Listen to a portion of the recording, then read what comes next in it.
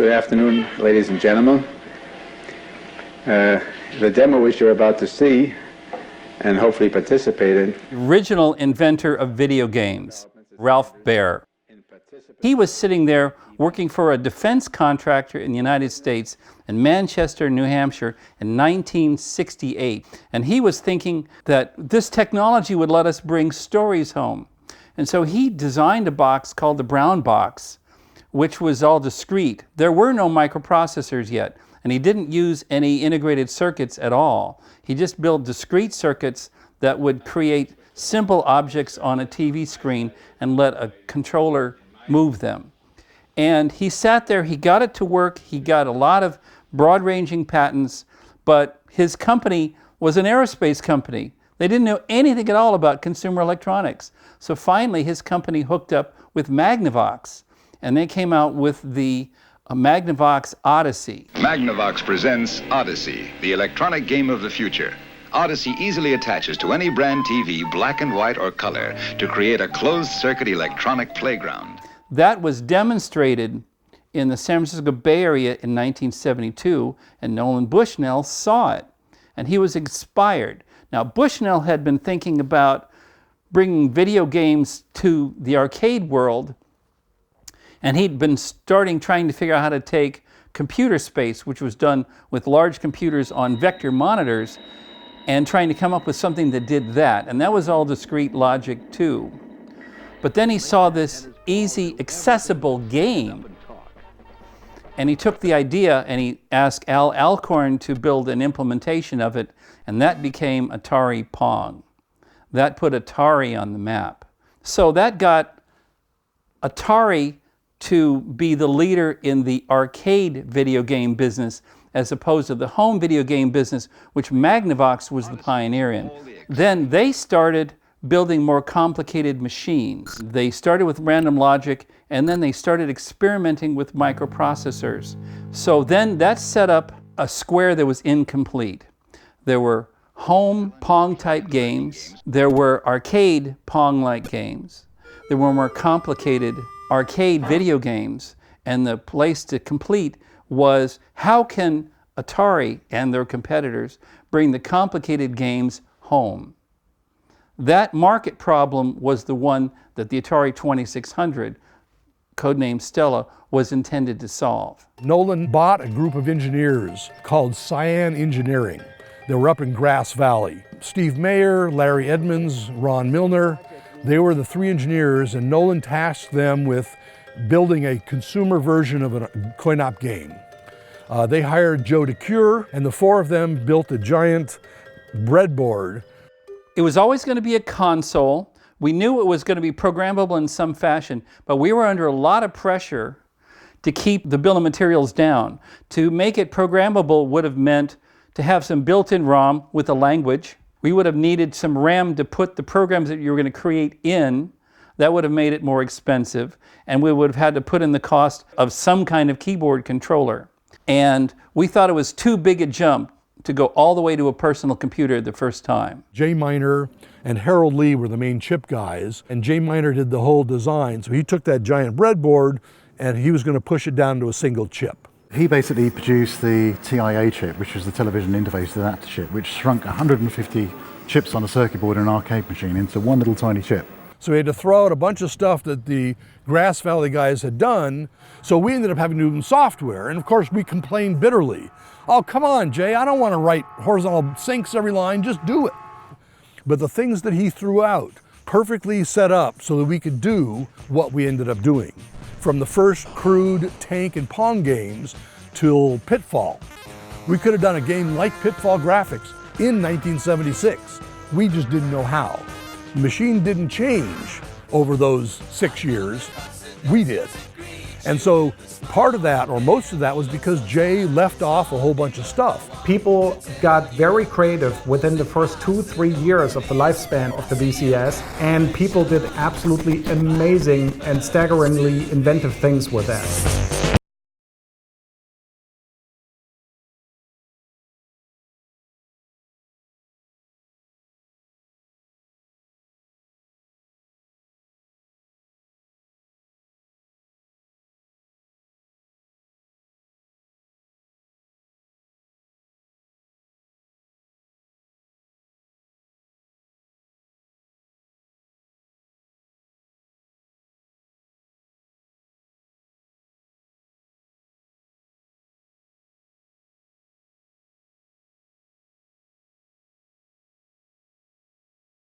We were aware of Apple. We knew they were going after the appliance computer market with much higher costs and much different market. You have the Apple II, which was a really advanced computer. It had all kind of capacity for expansion that would help it do things for business and science and office workers. Meanwhile, Apple had cultivated a really strong image as a computer company. Then you have the first Atari, which was very limited and gave them a reputation as a game company. And we went after the console market because we were an entertainment games company. And it helped us a lot that we were thinking in those terms and not in terms of productivity software. We re-wrestled that problem later with our next machine. Atari brings the computer age home. Gotta run, gotta go! Late again, huh, Dad? With an Atari home computer, Have a nice day at the office. you can easily work at home or open your home to a world of possibilities. In fact, the hardest part about owning an Atari home computer isn't how to use it, but who gets to use it. Lock it closed, Dad. Mind if I do my work? Hey, no problem. Atari home computers, we brought the computer age home. Jay Miner had become sort of head of the chip group. Jay was the heart and soul behind the Atari 400 and the Atari 800. When I was programming the 800 in 1980, I was stunned by just how clever the design was. The Atari 400 and 800 personal computer systems have outstanding graphics capabilities.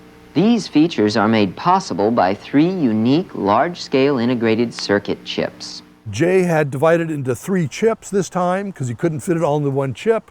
So there was a new version of the TIA, which we called the Choline TIA. It handled sprites, missiles, balls. The Antic was the stuff that overflowed, that did more of the playfield graphics. And the Antic had something that we invented called the display list. So you give it a list of instructions, very simple ones, telling it what to do on each line, so we didn't have to write kernels to load the registers. So this display list would load those registers for us every line, and it controlled the line by itself. And the third chip was the Pokey chip, which stands for potentiometers and keyboard. So it did the joysticks, the pots, the keyboard, and the other peripherals. I think the most important thing about those early chipsets were that they recognized that computers could be about a lot more than just crunching numbers. That computers could be fun, computers could be engaging, exciting, creative, and that it required a degree of technical ingenuity and creativity that people simply weren't putting into computers at that point, certainly not into computing technology. I mean, you look at something like the Apple II, it was a good computer, you know, it would run spreadsheets and so on, and even some primitive games. But there was a lot missing, and a lot of the stuff that was missing was in the Atari 400 and 800 chipsets.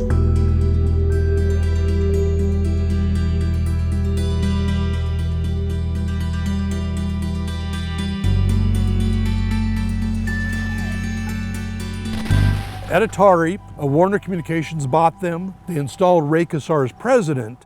Best is yet to come. We have terrific games coming out next year. We have E.T., for example, a wonderful love story cartridge. I think there's great interest in home computers, which Atari makes, and video games. They were essentially owned by a entertainment media conglomerate, and Ray Kassar came from that culture. Now you have to realize that Nolan Bushnell and Joe Keenan and Al Alcorn, they were basically goof-offs. Not quite hippies, but you'd call them relaxed, casual. They smoked dope. We went up to Nolan's suite where we smoked a few joints. And so that was the Atari that we knew. Ray comes in with his, $3,000 suits. He had a chauffeured limousine that drove him up to the city. Ray Kassar was not a technical guy. He came from the fabric business. And he was a vice president at something called Burlington Industries that makes towels and socks. He thought that you sold computers to women in designer colors. He gave a lecture to us in Atari Engineering in late January, early February of 1979, and he told us this. Most of the women who worked at Atari and Engineering left within a month. They really just did not understand how to treat developers and how to do engineering. He said, I've worked with towel designers at Burlington. and they make those designs on the towels, the fancy patterns and stuff. And he said they consider themselves artists. They think it's their art on the towel that sells the towel. And he said, I had to tell them, you guys are a dime a dozen. I could hire any idiot to design towels, and I wouldn't have to pay them anything. And so he basically said we were a dime a dozen. He didn't need to pay us anything because he could hire anybody to do what we do. It was just like towel design.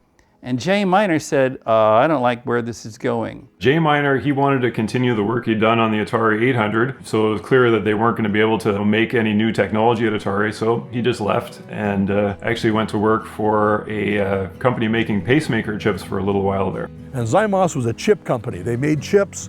In those days, you did RAM chips, you do peripheral chips, any kind of chip that the company could do.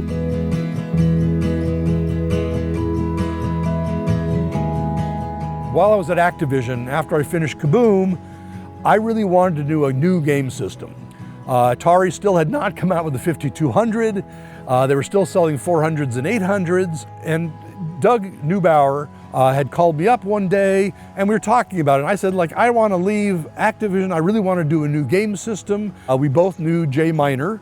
We talked about it. And he said, sure, he'd like to do it.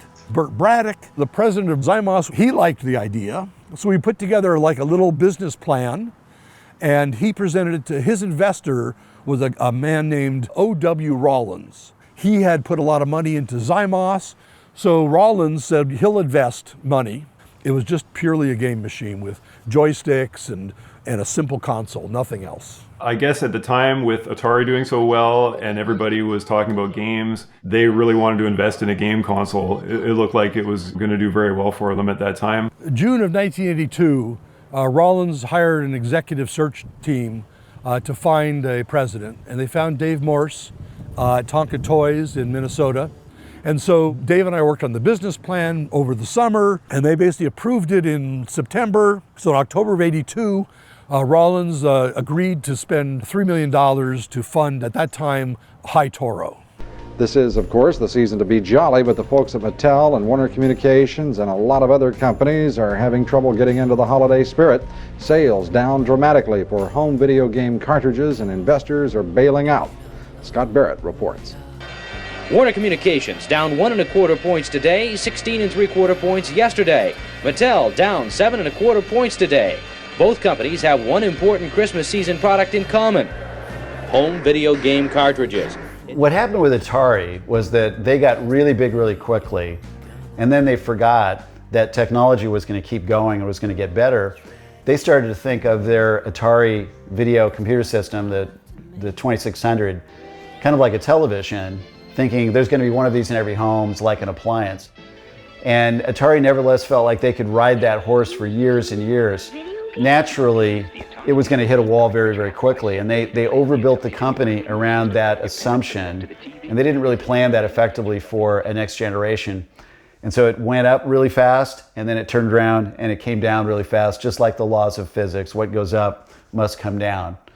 And then they made a great big implosion when they crashed, and they kind of sucked the entire industry down with them for a while. All the game companies were losing money. Mattel, 20th Century Fox, Hasbro, all of those other companies, Magic, they all went broke, and retailers and distributors refused to carry anything. We were telling our salespeople at Electronic Arts to go find all the guys who were carrying Atari, and they came back and said they're all gone, they all went out of business or shut down, they don't want to do anything with any more video games.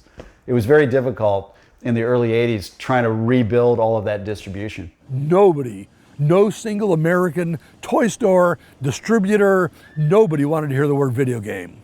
They'd all lost their shirt, and they would never touch them again. There is one encouraging note for the industry. While software sales may be slumping, and of course software is a computer buff term for that video cartridge that contains the game program, hardware sales are still soaring. And most hardware can double as a personal computer, leading most optimistic industry experts to conclude that video game players may be tired of playing and are now getting down to the serious business of computing. And so the only market available at that time really was a computer. If you started in 1983 with an idea for a new company, you could not do a video game. There was just absolutely no possibility, because there wasn't a distributor or retailer that would talk to you. And the consumer electronics shows, they disappeared. If you went to the show in, say, June of '83, there were almost no video games there at all. Jay Miner had already begun a project to design a low-cost supercomputer based on the Motorola 68000 chip, which at that time was only being used in high-end workstations. Dave learned about it, and the two of them decided to go back to the original backer and propose that they make a few changes to the strategy, but basically fund the continuation of this project. The changes were not only to target the low-end business market, which was what Jay had in mind, but also to target the home computer market, including the ability to do dazzling video games. So that was the element that Dave added. Dave Morse was what I consider to be a marketing genius. Well under considered in terms of, I think, an awful lot of people. Very creative. And his directive to us was he wanted to be able to animate cartoons in real time. So we again listed, what do we need for a game? What do we need for productivity? Let's make sure we can cover both of them in the same set. At that point, the only real game in town in the low-end business market and also high-end home market was the Apple IIe. They had owned that market for a long, long time, and Dave felt that wasn't a terribly exciting computer. There was also all the Commodore computers, and Commodore was very big at the time. You know, they had sold millions and millions of these small home computers.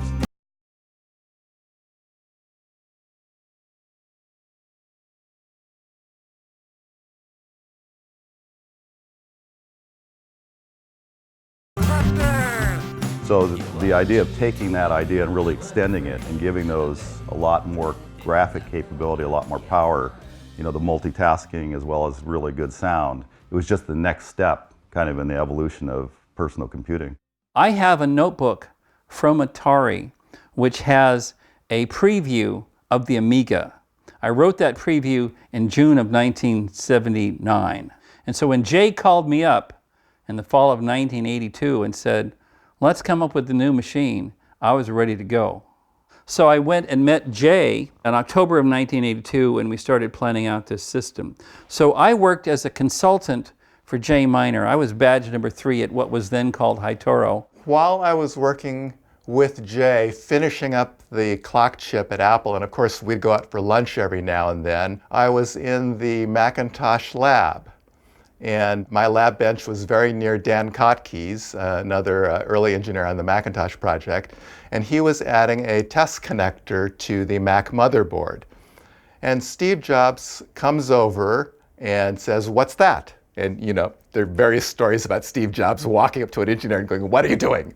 And Dan Kotke says, "I'm putting in a test connector." And Steve goes, "What test connector? What do you want to test?" And he says, "Well, various things, like an option, for instance, for a color adapter." And then Steve goes on this rant about how the Mac is a black and white, high resolution, monochrome computer. It'll never have color. I don't want you playing with color. Please remove that test connector, right? And Steve rants about this and goes tromping off. So I'm saying, okay, Steve doesn't want to do a color Macintosh. At the next lunch I went to with Jay, Jay says, I've got some investors who want to start a company to do a color game machine. And I'm going, oh, hey, you know, I've always been interested in color, and Steve says he's not interested in it. And so I jumped at the opportunity to do something, you know, new and creative. I worked in the early stages, so I worked with Jay and Ron and very few other people. And we spent an awful lot of our time on the whiteboard saying, no, that's all wrong, and erasing it all. And we went through several weeks there of just throwing ideas around of what we wanted to do. And then we would go to the giant drawing table and start drawing all this stuff. Because we didn't have good computer-aided design tools yet. We were still designing on vellums, and you know, we'd get these big tables with fluorescent lights under them and do it manually by hand. It was just the three of us for several months until we had all the design except for maybe 3 features finalized. At that time, Amiga was looking to expand. I go down there, I get out to the Sunnyvale train station. There's this big old guy with a beard and a Lincoln and this little dog sitting out one window. And I thought, this is an interesting guy. And then I guessed correctly when he asked me the difference between a flip-flop and a latch, and we hit it off. So I said, I got to work for this guy. They invited me to come out and interview, and I blew off their invitation twice, 2 times. I said, okay, I'll think about it, and then I decided I wasn't going to do it because it was just too wacky. You know, it's a bunch of people out in California that they're going to go and create a new computer, and sure, this is a great idea. And my family, especially my mom, they're warning me, you know, out in California is the land of fruit and nuts, is what they all used to say to me back then. And though I blew them off twice, they kept calling. Thankfully, they called a 3rd time, and the 3rd time I accepted and went out. I actually missed my first interview. What I'd heard about it was that there's a small startup company, and so scheduled an interview, and it was on a Friday night, and HP typically has these things called beer busts at that time on Friday night. And about 8:30, after quite a bit of wine at the beer bust, I suddenly remembered I was supposed to go to an interview at Amiga with Bob Pariseau. And so I called him up in a panic, and he said, no problem, just come in next week. And so I went in. They had the whiteboard with the 68,000 as one of the key elements, and then they showed the chips and the basic architecture, and fairly quickly made up my mind that I wanted to leave HP and join this company. My wife got a call from a headhunter and then from Bob Pariseau, who was the head of software at Amiga. And it's funny because she felt he was very rude on the telephone and said, don't call this guy back. You don't want to talk to this. I don't want you working for this guy and his company. But I had a friend who had interviewed there and for the operating system job, and he decided it wasn't for him. But he called me up and he said, you really should go talk to these guys because they want to create a whole new computer system and they want to do a whole operating system from scratch. And I was thinking maybe you'd be interested in that. So I went down to the interview and interviewed with Bob Pariseau and met some of the other guys there, Dave Morris. And then they made me an offer the same day, and I couldn't refuse. I accepted it. I was talking to what was at that time a talent agent for technology people. And he introduced me to this company, Amiga, that was doing something interesting. I went down, I took a look, I saw the whiteboard. I just knew without question that this is what I wanted to work on. Of course, I completely screwed up the interview, and Morse threw me out and said, go away, don't bother me, little boy. But I was being massively, totally arrogant. It was awful. The next morning, I call back. And I apologize, and I tell Dave Morse how sorry I am that I behaved that way, and I really, really want to just work on that machine. And he says, okay, fine, come in.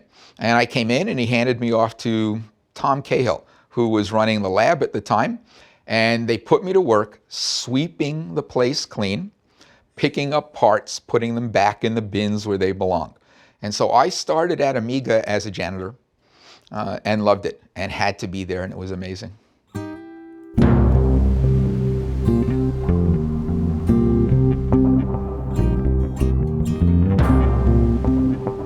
One of the things I saw during my interview at Amiga was a little whiteboard, and I think a lot of the guys talk about this that were on the original Amiga team. And it was a whiteboard that had a diagram of how the system worked in terms of its system architecture. And it was really quite elegant, and it was also a multi-processing architecture where multiple things could be happening at the same time. And as soon as I looked at that, I knew that multitasking was going to be required to make that work well, to be able to coordinate all the different parts of the system at the same time. The magical, incredible drawing on that whiteboard that showed an amazing architecture, multiple buses, ways to get the graphics out of regular memory and onto video without stopping the processor, real audio, holy cow. It had additional features that were already plotted out on this whiteboard that made it clear in advance that J. Miner and Company intended to create a real computer, not just a game system, but they intended to create something that could have a keyboard if you wanted it to have a keyboard. that could have external drive capability if you wanted to expand it, memory expansion if you wanted to expand the system. So the process of creating the Amiga was one where we went back and forth between how much do we want to make it a game machine, and how much do we want to make it a tool or utility, or like a real computer, or like a IBM PC type of thing. And we tried to balance that through the whole process of making the computer. And it was a difficult balance to make along the way, because those are such different markets and such different types of usages. We relied on a lot of the concepts that had already been developed, grand Unix systems, grand Sun Microsystems sorts of things, where they had tackled giant operating systems and figured out the right way to do it. We wanted to do that too. We wanted to create that kind of power, but to pack it in a little box that was easily accessible, that was easily affordable by every man. We wanted to have a machine that was a magnificent game-playing system that would run circles around any other game system that was out there, and yet cost less than all of them. We wanted a machine that had the graphics capabilities that, if you look at what was available in the marketplace at that time, a Silicon graphics machine or something like that, you'd pay $20,000, $30,000 for a machine that would have the kinds of capabilities that we hope to be able to launch to the public at less than $1,000 price. That was our big dream. We were all in this together. We all had kind of the same vision. It really was. It was more like a mission from God that we thought we needed to bring this out for everyone to be able to experience and use. And had a friendly name, Amiga, that who could not love such a name? When I joined Amiga and saw the diagram on the wall of the chip architecture and the system architecture, one of the things about it is to implement that normally would require a lot of different small chips, and it'd be a very complex system and take a lot of power and be very large. But what was happening at that time in chip technology was very large scale integration, VLSI, and making custom chips. And that's something that Jay Miner had a lot of experience with at Atari in creating the Atari products. So seeing that architecture and knowing that those chips were really a possibility and that they could be made at an affordable type of price that would work in a home computer was a huge breakthrough. The chips, Portia, Agnes, and Daphne, which were the original names, Agnes was the main DMA engine. It was the address generator, AG, so that's where we got Agnes. And it was really the DMA engine for everything. Daphne was fed by Agnes and was given all the display stuff to generate the displays, generate the sprites, and do some of the mice stuff. Portia, the port chip and the audio chip, was also fed by Agnes. So Agnes had all this huge amounts of DMA pointers in it, and it basically pulled stuff out of memory and put stuff in memory, and then fed the other two chips to do other things, like the audio, the floppy disk I/O, the display. And then Agnes also did internally, though, it did the blitter operation, so it did the graphics. And based on that and how well that was tightly integrated with the 68,000, and Agnes basically stealing cycles from the 68,000, because the 68,000 could only use memory at half the speed of the RAM, we were able to do all these things in the background without really affecting the 68,000 performance. The way those chips worked is they all got their little moment in time to get on the memory bus to talk to the main CPU. Or to talk to each other on that bus. And there were actually 25 different slices of time in that. We called it 25 DMA channels. So organizing and orchestrating all of that was a major accomplishment. You had audio bits being DMA'd, and you had video bits being DMA'd, you had the blitter moving graphics around, you had the floppy disk DMA stuff going on. In order to effectively get all those things moving around properly, all at the same time, you have to have preemptive multitasking, because you can't be polling stuff to wait for something to do. You have to be event-driven, so that when things need to be restarted or things are done and you need to start something else up, it all has to be preemptive. Yeah, so back then, most computers, microcomputers, were single-tasking computers.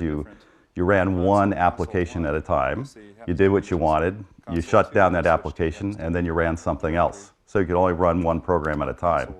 The idea of a multitasking operating system is to allow several different processes to run in parallel at the same time and to share the CPU between the different processes, and to do that fast enough that you don't notice that switching between them.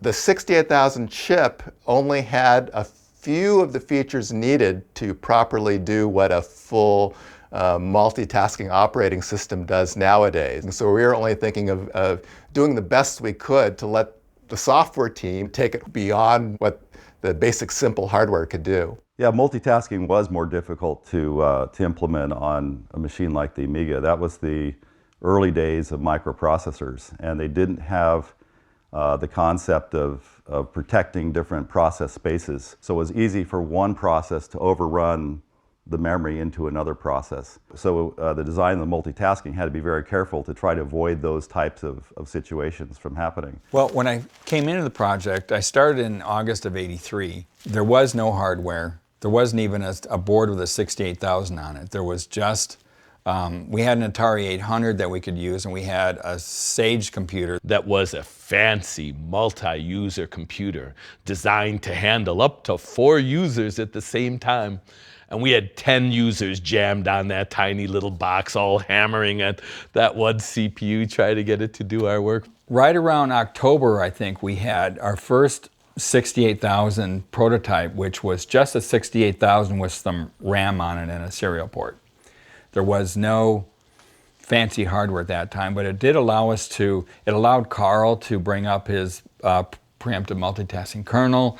It allowed me to get graphics basically running with a little emulator for some of the graphics. The architecture of the system let the different developers develop their components, their libraries, independent of each other, and actually load them into the system independently and allow them to test without having to coordinate in a real serious way with everyone else. I don't believe we got real hardware where they were plugging the wire rack breadboards in until basically about a month before CES. We had one breadboard to represent the computer, the 68,000, the memory, and it had like some connectors on it to represent the sockets where the 3 custom chips would go. 3 40-pin sockets to plug the umbilical cords that went from the chip stacks, which were between 5 and 7 sets of boards with high-speed CMOS that emulated the functions of the hardware, and each one of those would plug into a different 40-pin socket on what we called then the Lorraine motherboard. But it was a very primitive way to mimic something that's going to be turned into an integrated circuit. But there was no prototyping technology at that time to quickly make a chip. You had to do this kind of preliminary step and work out all the details and the bugs. Then I finally was able to let me pull the emulator out and plug in writing these registers to the hardware and see if anything happened. And after 3 weeks to 4 weeks of concentrated work, in the last week before CES, we basically moved into the office. So it was quite an amazing time period when we're all pushing each other to try to get more stuff done and trying to help each other to get that stuff done. The build up to the CES shows was actually insanity. It was not a nice, smooth kind of, okay, we're going to go to CES. It was like, oh my God, we got to make this work for CES. As we came up to that CES show, I was already part of the higher level discussions that were taking place in the company. And so, unfortunately for me, I knew a lot more than other people in the company knew, and I had a clear sense of just how bad things were, how close we were to the edge financially. We were out of money, and it was difficult to find money. Jay mortgaged his house. Dave sold at least 1 car. He had some fancy, expensive cars. So I was very aware of the emptiness of the wallet. The CES show was kind of a make or break thing. If we didn't make it to CES, it was gonna hurt. We had to show something. We had to show something to people to impress them, to either get additional funding or to figure out a way to sell the product. We knew things were bad, but it didn't matter. We were gonna do what we were gonna do anyway. the machine was always breaking down. There were always problems where something would go out and then all of a sudden the blitter would stop working and those types of things. So it was difficult because it was these were these separate boards that were very complicated with lots of wires on them, lots of things that could go wrong. The hardware guys are doing their best to make sure this hardware stays working. Things would die, wires would break. It was a giant set of wire wrap boards. It was fragile. We were very nervous about it. And in addition, we were trying to add new features up to the last minute to make the CES demos just blow everyone's socks off, we used to say, and that was kind of the terminology we used. We blew everyone's socks off, but how to do that always was up to the last minute. So many of us ended up staying nights and working weekends to try to get as much done as we could before the show. It was frightening. It was exhilarating. And then a software guy comes in and wants me to make a major change to the hardware a few weeks before CES to put in a feature for the graphics. And I'm flabbergasted. It is just no way. Are you kidding? We're not going to make that kind of change. We can't take that risk. This is the whole company. We mess this up and we have no hardware. We are in big trouble. The hardware feature that he wanted was line draw. Other more expensive graphics computers already had kind of a hardware line draw, but this is the first time that a blitter was basically perverted into being able to draw lines. It was a great idea, but there was no time and there was no schedule, and I wasn't going to allow it. No way, no how. Bob Pariseau, the guy in charge of software, is trying to convince me to do this because it's very important, and I absolutely will not do it. He grabs my arm and in a joking way starts twisting my arm. I'm twisting your arm, you're gonna do this. The dog, Mitchie, Jay's dog, leaps to my defense. And I can't help it. The dog jumped to my defense. Of course I'll put it in. And we took the risk and we took apart the wire wraps and we made the changes and we made it to CES with line draw. One of the most astonishing things to see in a machine of that time.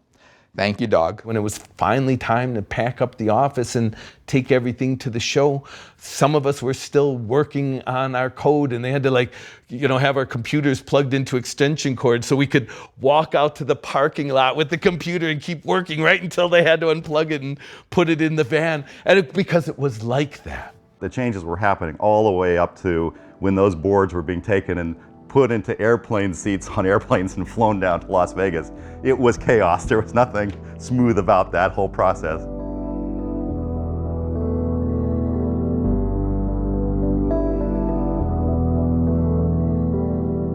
Everyone's hopes and dreams were pinned to that moment when CES show opened and the first people would start to see our baby and what kind of response would it get.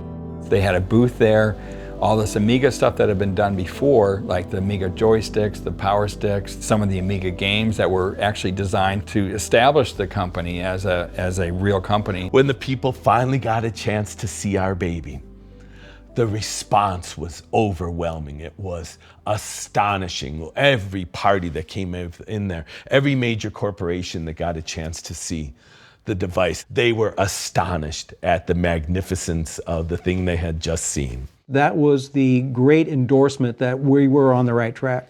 We were knocking people's socks off with this thing. And that night then, the Amiga executives said to the rest of staff, they were so pleased with everything. They took us out to dinner. We had this awesome Italian dinner, drank a lot of Chianti.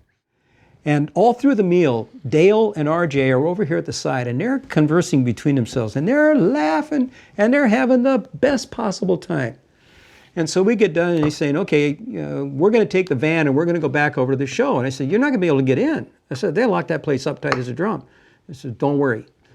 Dale and I and that one 6-pack of warm beer, we went back to the trade show. I worked until we passed out. Because the demo already existed, we made it better. The demo started as a yellow and blue spinning ball that Sam Dicker wrote that filled the screen, and it was a great demo, and that was one of the canned demos that we had for the show at CES. prior to that, I had started working on a modification of that demo, which was to basically shrink it down to a small ball, which I called a quickie. Using the playfield, I could make it bounce up and down. Having a background in physics, I knew the simple algorithms to make something look like it's bouncing up and down. And also knowing exactly how the playfield worked with the color palette, I knew that I could put a trick in there to make it look like there was a shadow and that the ball would actually cast a shadow. So I programmed that in there, and it was just a basic, simple bouncing ball casting a shadow on a simple grid in the back. What happened was that we managed to fall asleep. I think I fell asleep first and Dale went second. But that the last thing that he did was he had created a build, run it on the hardware, and then worked on the software a little bit more to make one more change. And then while he was waiting for that one more change to compile, he fell asleep. But what happened was then that the two of us were in that room sleeping when our co-workers showed up the next morning to clean up the booth and get ready for the next day of the show. Both RJ and I are sleeping on the floor because we were there all night long. And I had left the bouncing ball that we had just created that last night bouncing on the screen. The next morning we came in and we all looked at each other and said, what the hell did those two guys do last night? When they came in, they clearly recognized what was different, but no one knew that we were in the next room sleeping because we were in a room separate from the main computer hardware room. We had to be in this little side room where we had passed out. And so they didn't even know we were in there for about half an hour until someone stumbled upon us because they were looking for a place to put their coats, and they find that two of us asleep in there. The show was only going to go on for one more day.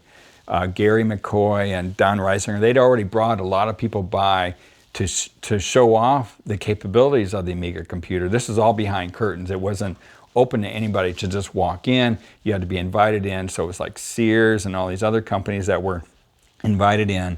They'd already seen this stuff, and they all immediately went out and got, I think, just about every person that they had already brought in, they brought them back to see that demo.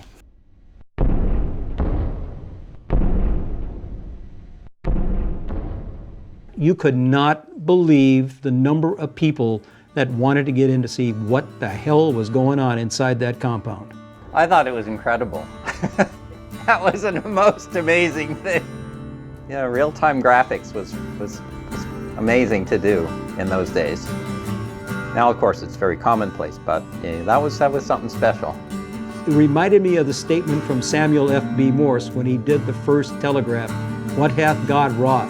And that's the first thing that came to mind is, what in the hell have we done here to this industry?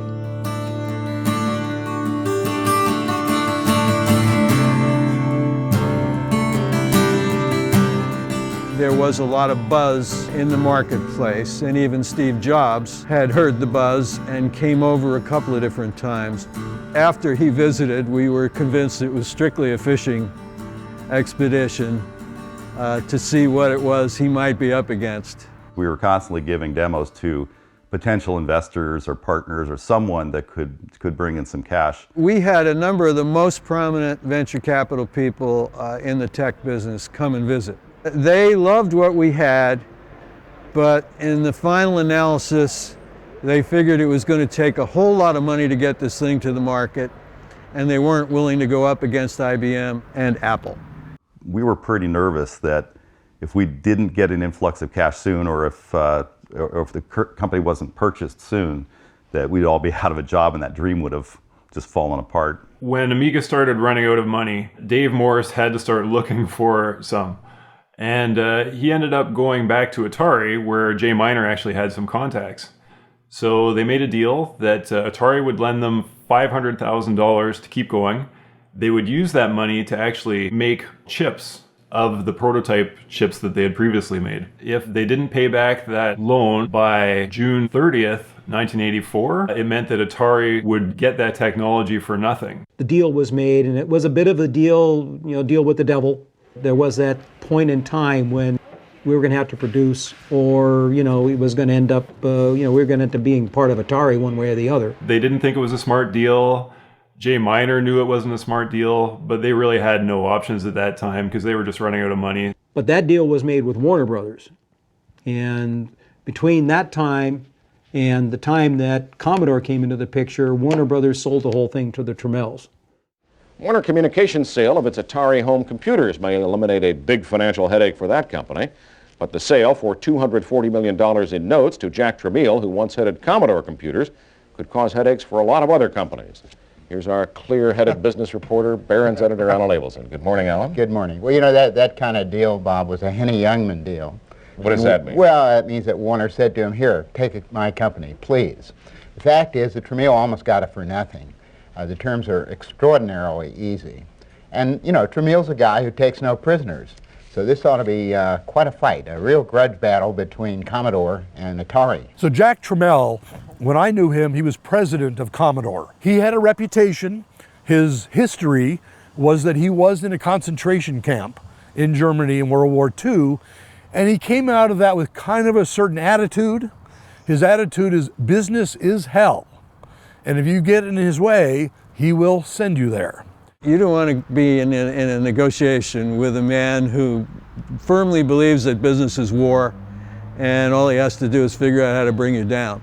He would be the guy you want on your side, but you still wouldn't necessarily trust him. Sometimes in a really intense meeting, if he wanted to show you how fierce he was and how strong he was and how much of a survivor he was, he would pull up his shirt and show you the serial number that had been tattooed on him when he was in a concentration camp. The man was an extremely intense man, and his family picked up on that whole vibe. Are you prepared to tell us why you left Commodore? The chairman of the company and myself have disagreed on the basic principles how to run the company. And I felt if I cannot go into my office smiling and being happy, I better quit. Commodore was a huge business at the time. So Irving Gould and Jack Tramiel built that company to being a powerhouse in home personal computing. When Jack went to Atari, it was a good move for him. He was going to try to duplicate the Commodore business model. He was going to try to turn everything around. He knew what he had to do. And Irving Gould, who was chairman of Commodore, was uncertain as to how powerful and how successful Jack could be. As they started to approach the June 30th deadline, they didn't want to just give up that technology to Atari, and they needed to be able to pay back that loan in order to get that off their back. That $500,000 that came in from Atari really did kind of get us a breath of air for a short period of time. But Jack Tramiel from Commodore had moved to Atari, and then this was the idea of going to work for Jack Tramiel, which all of us were quite nervous about, and we didn't like that idea. It felt to us that as the negotiations were progressing, they wanted more and more. And if it got to the point where we were putting them in business to compete with us, that wouldn't have made any sense to us. And we kept telling them that, but we couldn't budge them. The Atari guys knew that we were getting more and more desperate, that we're almost out of money, that time was almost up, and they knew they had us over a barrel, and they believed that it was too late, that we couldn't find another partner to go with, and that Atari acquisition was the only hope for Amiga. Part of the deal that we made with Atari was they would get the detailed silicon drawings of how to make the 3 custom chips. There were some things we did to protect ourselves against Atari. The set of drawings we gave them were modified. They wouldn't work. There was only one set of correct drawings, and they were saved in a dusty old attaché case here in this house. They only wanted the hardware, and they weren't interested in the people. They just wanted the tool as a weapon to point at Commodore and try to sink the ship of Commodore.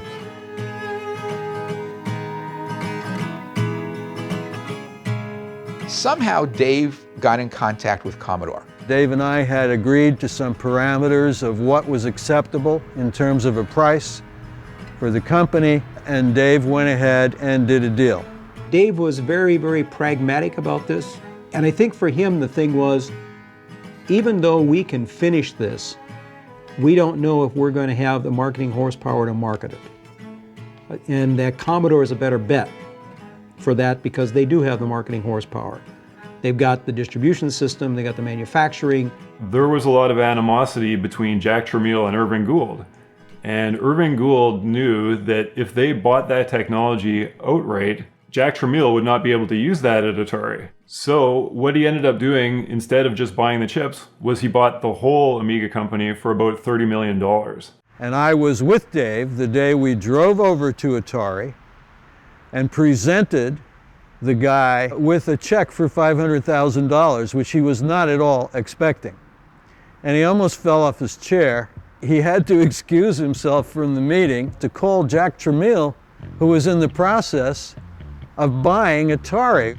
And apparently Tramiel, not knowing anything about this deal, said, when somebody gives you a check for $500,000, you take it. And so we left. He took the check and we left. Months later, Leonard Tramiel was looking through some documents and he happened to see that there was this deal with Amiga that perhaps wasn't fully honored, and that's when the lawsuit came.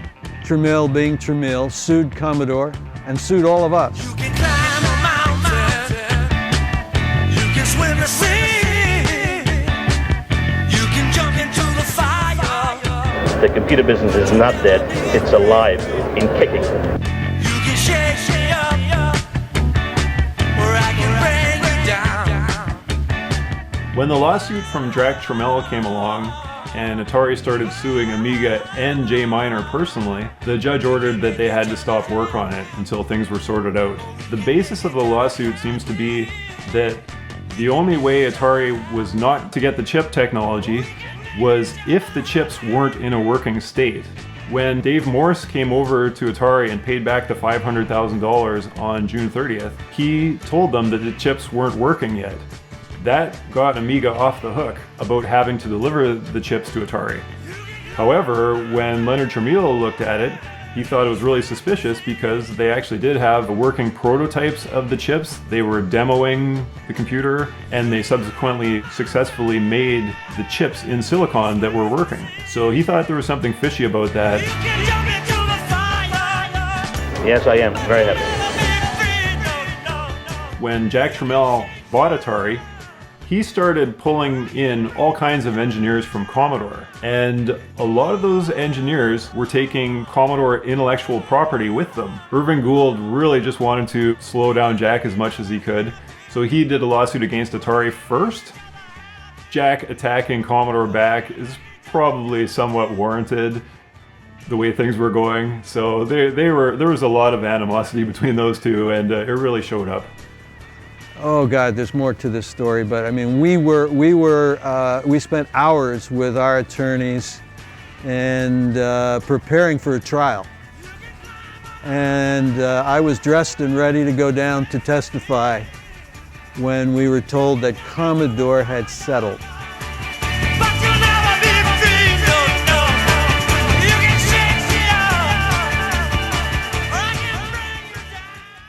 We had been watching Atari, and of course Atari had thought that they were going to get the Amiga, and when they didn't get the Amiga, it was time to find a substitute that could compete with the Amiga. They wanted to drive the Amiga and drive Commodore out of business with what they were doing. The Tramiel family was nothing if not resourceful.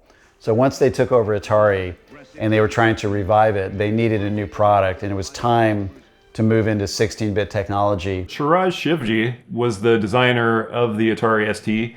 He came right from Commodore. They knew of our specs pretty well, and so they tried to copy that as much as they could and throw together a machine that would look as good on paper and try to compete with us. And what's the quickest thing they could put together? 68,000, a lot of RAM, and a MIDI port. The Atari 520 ST has twice the power of many business micros. I didn't dislike the ST at all. You know, I thought it was okay. It just didn't have anything inside it that was exciting, really. Atari ST was a little bit more purist, I suppose, in it. By purist, you can read shit. The Atari ST hardware and software-wise was far more evolutionary, kind of what you'd expect somebody to have done. The ST had the same processor, but it was slightly faster. It was 8 megahertz instead of just over 7 megahertz. The ST didn't have a blitter, so it wasn't able to shift as many pixels. The ST didn't have a copper, but you could kind of fake display lists of a sort. Not really. It didn't have sprite hardware. It can paint pictures and make them move. The ST palette was rubbish. I think it had 512 colours, and they weren't even nice colours. It didn't have sprite hardware. The audio hardware was rubbish. Scroll and the music will scroll. Okay, now we're just using the Atari right now, nothing else. That's correct. The sound chip in the Atari is playing all the music. We can stop that for a second. The ST didn't have the capabilities of the Amiga and the operating system, because they were under such time constraints, wasn't as mature as the operating system and the user interface that the Amiga had when it was launched. Its operating system was TOS. Well, that said it all to me. It was the Tremel operating system. When it first came out, everyone called it the Jackintosh because it had a nice black and white mode, so it could do what the Macintosh did plus a little bit of color, and it did it okay. You know, it didn't multitask. It ran GemDOS or TOS, which was really just repackaged GemDOS. That made it a little more MS-DOS-like, so it was easy for people to write programs for it if they knew MS-DOS. But MS-DOS was the past. It wasn't moving forward. The ST had two things over the Amiga, in my opinion. The first was that beautiful little monochrome display that made it look like the Jackintosh that it's referred to as affectionately. And the other thing that it had over the Amiga, which for me was a stroke of genius, which is what defined the ST, were a pair of MIDI ports.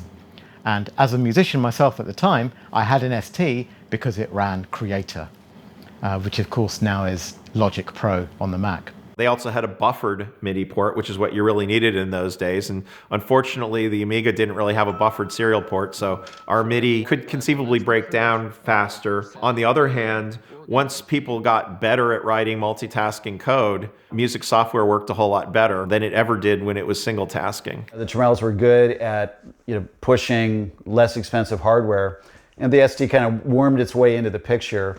Well, my idea is always to try to bring the best technology at the lowest price to the masses. We are a company which we like to sell to the masses, not to the classes. I think the ST was a really good example of what a Commodore-like product was. It was very simple mechanically. There was a lot of integration. Everywhere can put a chip to reduce the number of parts on it. They had done a very good job at that. And it was simple to manufacture. And I have to give them credit because for the amount of time they had, the few months they had to pull the Atari ST together, it actually worked pretty well. It wasn't an Amiga in terms of the total capability of the system and what it was capable of, but it was something that could definitely sell as an increment above the Apple II or above the Commodore 64. We were concerned that the Atari would take away a lot of the thunder that the Amiga had, and in fact it did, because they did beat us to market and it did have a lot of good capabilities. Certainly when the Atari hit the ground, it did better at some things in the first year or two than the Amiga did. Because of all the stuff that was there, the Amiga had a steeper learning curve. We have introduced the ST in the United States on July 8th. We are selling everything we make. It was the best launch I had in the history in the computer business. Jack Tramiel, of course, was the boss of Commodore Computers. Since his sudden and rather startling departure, Commodore, like many another big name, has been beset by major financial problems. But now they're fighting back. And Frank Leonardi is Vice President of Marketing Business Systems, Commodore Business Machines Incorporated. I was hired by Commodore, and they wanted to duplicate the market entry of the new Amiga technology, just as the Macintosh was done by Apple. So they brought me in to duplicate the channel penetration, the concept, the marketing, put the team together, and try to see if they could go ahead and get the Amiga out on the market. When they look at the speed and the architecture of the Amiga compared to the speed and the architecture of the Macintosh, there's no comparison. When they launched the Amiga, Commodore marketing did a big splashy launch in New York. They had celebrities there, they had all kinds of press, the computer press, but also just mainstream press. Good evening, ladies and gentlemen. Commodore welcomes you to Lincoln Center. My name is Bob Truckenbrode, Vice President of Marketing for Commodore. And I will be your host for what promises to be a very exciting exhibition. For tonight is the world premiere of Amiga. The launch of the Amiga in New York was a wonderful experience. We were so impressed that Commodore could pull that off, you know, right there at Lincoln Center to announce the Amiga to the world, and to have all of us in tuxedos and the women in beautiful dresses and that kind of thing. It really was fun. I mean, to see all these dudes dressed in black tie, man, was just too much. We did a satellite uplink on this. So this thing actually kind of went worldwide. At the same time, we showed that launch from Lincoln Center, and anybody that could sign on to it was able to sign on and see the launch exactly as it occurred. Commodore really, you know, they treated us very well. I mean, they set all that stuff out for us, and in some ways I felt like some of the complaints about Commodore were overblown, because they really did take the thing and they really ran with it. The sales team and the marketing team was involved only to the point of trying to address the end use. How were we going to address the Amiga? What was its main use? And at that time, there was a guy named Bob Paraso who gave the presentation. He was one of the engineers involved from the original Amiga days. The Amiga computer. We've lived our dream and seen it come to life. Now it's your turn. What will you do with the Amiga computer? Bob basically was kind of the overseer of a lot of the technical stuff, particularly the software side. And he did have the ability to translate the techno side of things into terms that I think most people could really understand. So we needed a spokesman who could, if he got cornered on a technical question, could respond with a technology-based answer, but he also could make that translation into terms that would be more consumer-friendly. Good evening. What you are about to witness is the result of an effort of research and engineering that began in 1982 and which to date has consumed over 100 man-years of engineering talent. The Amiga computer. What we demonstrated at the launch was just mind-blowing for these guys. When we went after that launch, it was to show audio, music, graphics, and speed. And in doing that, with the technology difference of having the 3 chips, we tried to convince the world that we had a better, faster, more colorful machine and a distribution setup that could easily be transitioned to. To show off the graphics capabilities, they got Andy Warhol and Deborah Harry, who's a singer in Blondie. Andy Warhol was famous for doing images of stars. You know, he would do a portrait of them with very primary color backgrounds. And so they got him to do one of those type of images where he would scan a picture of her in and then color it. I was there for the rehearsals that were going on with Andy Warhol, and it was dicey because the computer was still not quite reliable, and we were very concerned that it might crash or just totally catch on fire, burn up or something in the middle of this big show where we had all of this press from New York. We had this artist at Amiga called Jack Hager. It was just a brilliant artist. A lot of the early stuff that was just awesome was Jack. And Jack was also smooth and a good talker, and so we decided he'd get up on stage with Andy Warhol. You found it to be very spontaneous, hadn't you? Yeah, it's great. It's such a great thing. What more can you say? Andy Warhol is using my GraphicCraft Paint program to modify a digitized image of Deborah Harry that he just got into the Amiga computer. And we had rehearsed with Andy Warhol, who is an artist. He's not an engineer and he's not a logical guy, and so you can give him logical instructions, but he was an artist. He wasn't, an engineer. And so we told him, you can do this, but don't do that, and do this, and don't do that. And he said, yeah, I got it. But he wasn't getting it. And he gets up on stage, and he starts playing with Graphicraft like some crazy monkey. When we know that the thing is so fragile and the hardware's just barely holding it together. And the one thing that was a disaster was flood fill, that the flood fill wasn't working correctly in the hardware. It would leak. And if you clicked in the wrong place and made it flood fill the wrong way, it would leak and fill the entire thing and wipe out your entire image. And so we told him, whatever you do, don't touch the flood fill. So the first thing the guy reaches for is the flood fill. And he's all like, click, click, clickety, click, click, click, click, click. He's like, I see this guy. And you got to see Jack's face. Oh God, it's just so awesome. He's filled with this horror. It's going down, it's going down. And he clicked on it and he created the flood fill. And I think all of us that were on the engineering team sitting in the audience were like, oh no, what's gonna happen now? And we saw that flood fill and it kind of filled in. You know, you watched it progress and you thought it'd get to the end and then it'd be a guru meditation. You know, the machine would have crashed. But no, it didn't. It made it through and it was all whew. And we were relieved by that.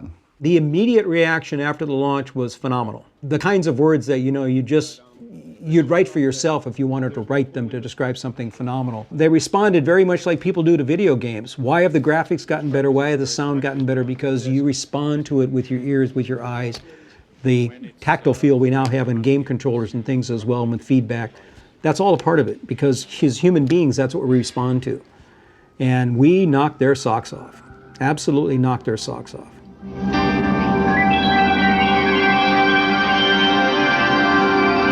Re-experience the mind unbounded. Amiga, the first personal computer that gives you a creative edge. There used to be this massive disparity between the games that we could play at home and the kind of technology and the quality experience you could get in the arcades. And you know, that was always really evident when you would see like the Spectrum or the Commodore 64 adaptations, the conversions of those coin-op games. I think Operation Wolf was one that I remember. You know, you had the gun, the graphics were actually really cool, and then you would come home and play it on your 64 or your Spectrum, and it was just nothing like it. I mean, it wasn't anything like Operation Wolf in anything but name. And that was always kind of depressing. What I think is actually really interesting about the Amiga generation is I think that was the first time that we really started to close that gap. By the time the Amiga came out, there were already coin-operated arcade machines also using the Motorola MC68000, and you could see in the arcades what you could do when you spent $5,000 or $10,000 on hardware and built out a really fabulous game. And I'm thinking about games at that time like Marble Madness. Of course, we later licensed Marble Madness and brought it to the Amiga. That's the kind of thing that became possible. Suddenly, you could do things at home that were pretty mind-boggling. When I saw Marble Madness for the first time on the Amiga, it was shocking. And it was shocking because, as far as I can recall, it was the first time that a video game on a home computer, pixel for pixel, replicated an arcade game. It was the arcade version. There is no difference. There might be very slight differences, but the quality of that Amiga version was so fantastic at the time. It looked like an arcade game, and that was the big excitement. You wanted that, you know. I just loved its clean clarity. Marble Madness was well suited to the Amiga because it scrolled these play fields. The background as the marble was rolling was a perfect operation for the chips. So I think what the Amiga really did as a computer was it sort of took the blinders off game developers, and it allowed us to start creating more immersive experiences with better graphics and better sounds, and it opened up the potential audience to a much larger group of people that were looking for something a bit more entertaining than what they were getting from the 8-bit computers.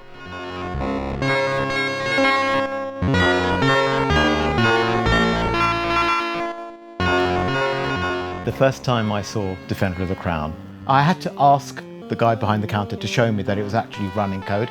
He said, oh, have a go. Okay. Oh my God. I still remember playing the jousting. The jousting was great. You know, it was like you were in a movie. And yes, a pixelated movie, but still, you know, compared to the games we'd been playing only maybe a year or two before that, the graphical fidelity was astonishing. Bob Jacob at Cinemore absolutely loved movies, and that's why he started the company.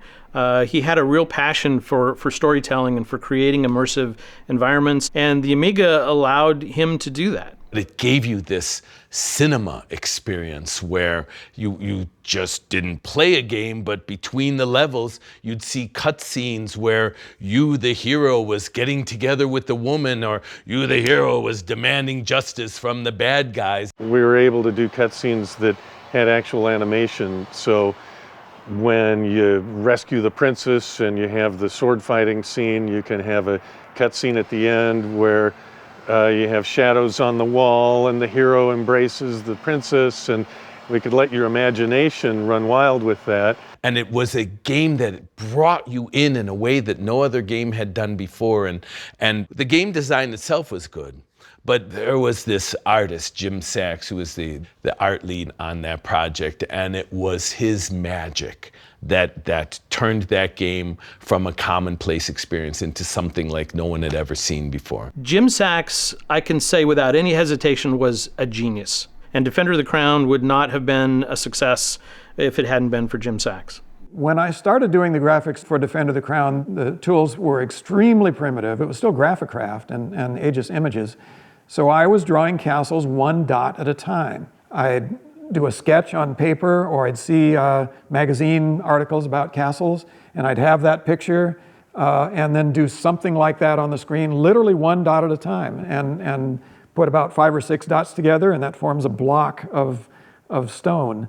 And then at that point, you could clip out groups of pixels and stamp them in as brushes.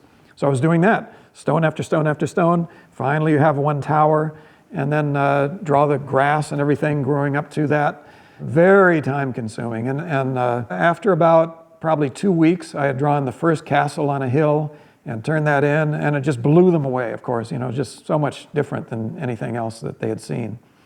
So then they could get an idea of what the whole game was going to look like, and started to get really excited about the whole thing. The design itself reached for the kind of software entertainment experience that is commonplace today. Everyone's comfortable with the fact that software does that movie thing that it does. But Defender of the Crown, the Cinemaware title, was one of the first that made that a reality, where you were no longer just playing a game. Because it demonstrated not just graphically, visually, this was a quantum leap beyond anything we had seen in 8-bit. It was certainly that, but it was the kind of game that just wasn't even possible. There was nothing quite like Defender of the Crown before it came out.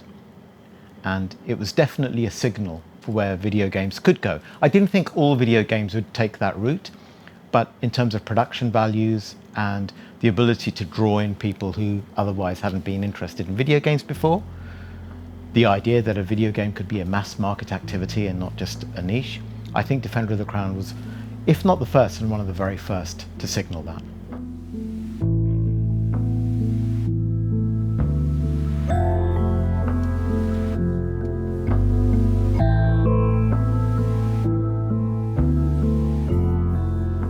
When the Amiga 1000 came off the manufacturing line, most of us were amazed is the wrong word, distressed was a better word, at what appeared to be wholly inadequate marketing on the part of Commodore.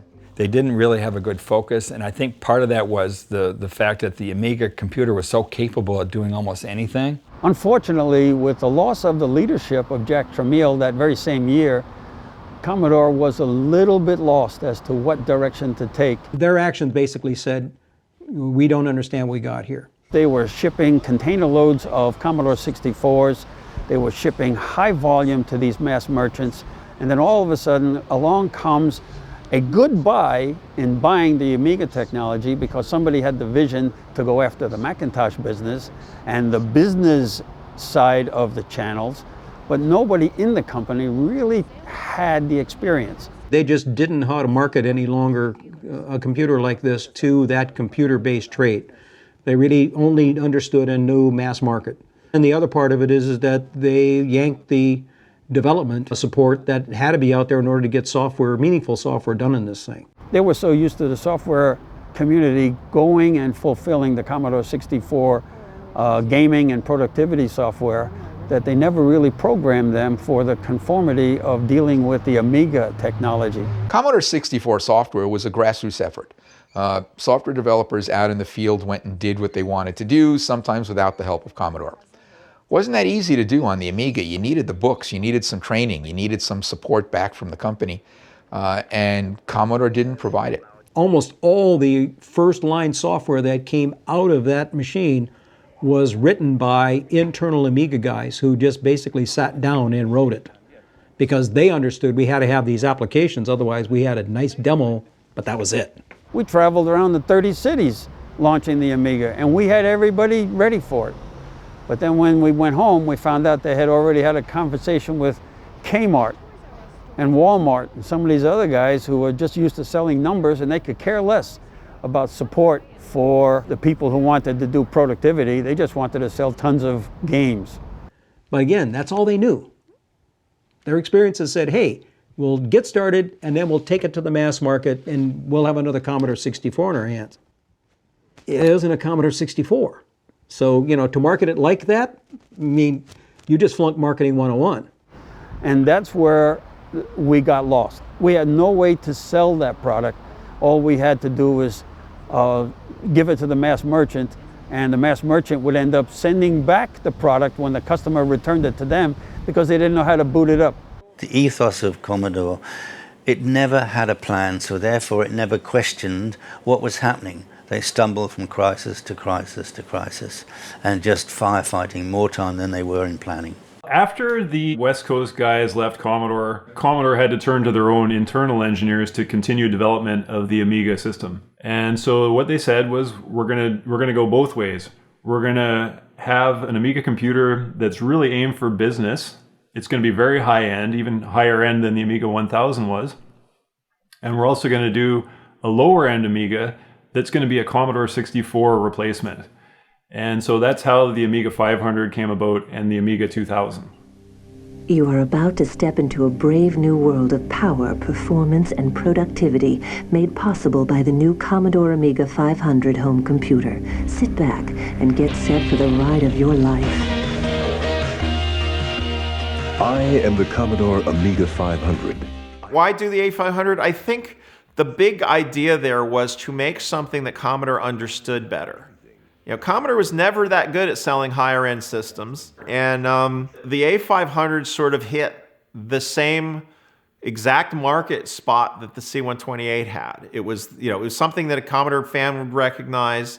It was kind of what people thought about home computers, at least in the 80s. So my recollection of the origin of the A500 was Gerard Boucus asked Jeff Porter, George Robbins, and I to look at the A1000 and see if we could cost reduce it. So we had the schematics that Dave Needle had done, and we just decided the things that were going to reduce the cost were getting rid of the writable control store and putting it into a singular case and having a brick power supply. And we looked at the Agnes chip in particular, which ended up getting some stuff rolled into it. And it was a big cost reduction. I mean, the A1000 case was very expensive. The lack of integration, all those separate chips that got dramatically reduced with the Fat Agnes reduced the cost of it. It was really just, let's deliver the same level of technology, but mechanically, electronically, whatever we can, cut the cost so that we can make something that Commodore people know what to do with. Jeff and I took that proposal to a meeting with Jay Miner. We showed the factoring that we wanted to do. There was some debate as to whether the clock stuff was going to work, but Jay Miner was like, oh no, that should work, and it was cool meeting him. I had never met him before. He was very much professional about assessing whether what we were proposing made sense, technically speaking. I'd been advised that they were producing an A500, that it was going to be aimed at the consumer market. And as soon as it arrived, it definitely lived up to all of our expectations and beyond, because the capabilities of it were equally as good as the majority of things you could do on the 1000 at probably 25% of the 1000 price at that time. I'm actually very proud of that machine because I thought it preserved the spirit of the Amiga while making it much more available in terms of price. We were a consumer company selling game computers, and doesn't mean that should be the only thing Commodore was, but that everyone knew that's what our strength was. The thing about the 500 was it was very clearly a realization that there is a games market and we need to put something out that people can play games on. And that was it. So it served as a great games machine and as a really good development machine as well. But I think that was a case of Commodore realizing they had to directly address the market that they created.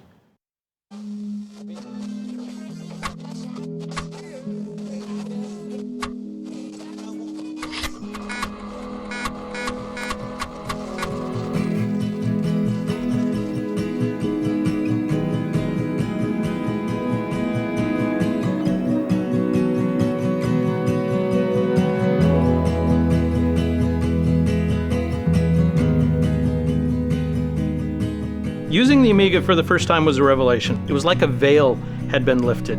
It not only allowed us to dream, it allowed us to dream big.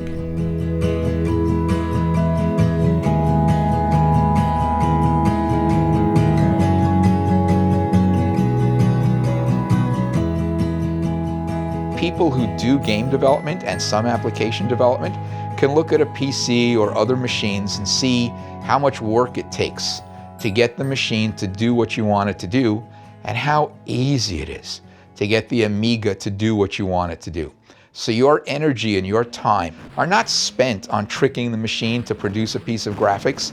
They're spent on your invention and your art and your creativity. The goal that Jay and I had was to advance the state of the art 10 times beyond the competition. And when you advance the state of the art sufficiently, you get into the realm where you're doing something that people find completely new. It expands their capability to do things you can't do before with 10 times more horsepower, in some cases even more. Game developers now who typically might have just been writing assembly code or were doing as much as they can just to get the hardware to do stuff, all of a sudden they had a computer that basically would do most of the work for them. There was the graphics chips that were doing the blitting and the moving of the graphics. There were sprites that would just appear where you wanted them to appear, multicolor sprites. The playfields, you could do the playfield animation, you could do playfield scrolling. You could do simulated 3D perspective stuff by using differential scrolling. More colors using the run length compression in the hold and modify. Multi-channel sampled audio instead of beeps and boops. So if you're a game developer and you saw the opportunity to do what you could with the Amiga to advance the state of your gaming creativity, all of a sudden this gave you a new tool.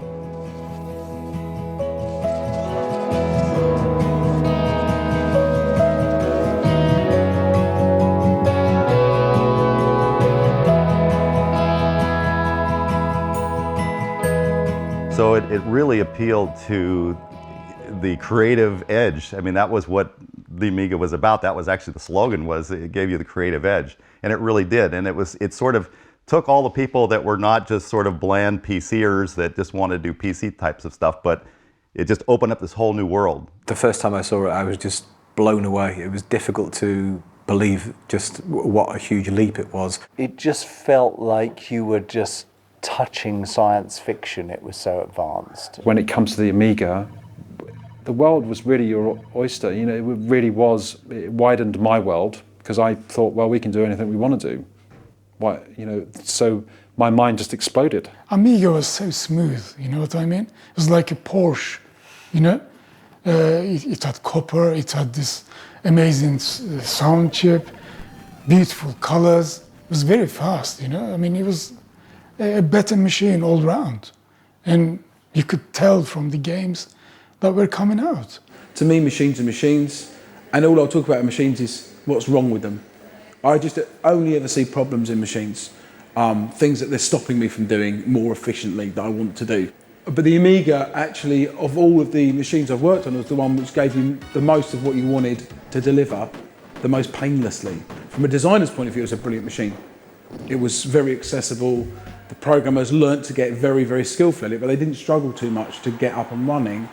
So still in those days, you could spend 75% of making the game development time on making the game, and 25% on doing the structure and stuff, the routines to make it work. What the Amiga did is it inspired people to explore the boundaries of what the machine could do.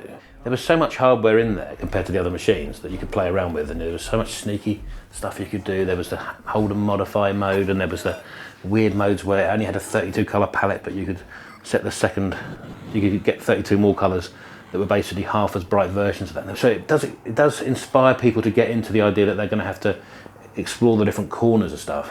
In the beginning, if you wanted to put bitmapped graphics onto a screen, you'd have to create them.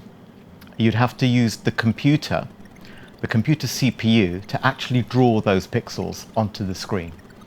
And that would take time. And while the computer was doing that, it couldn't be doing anything else.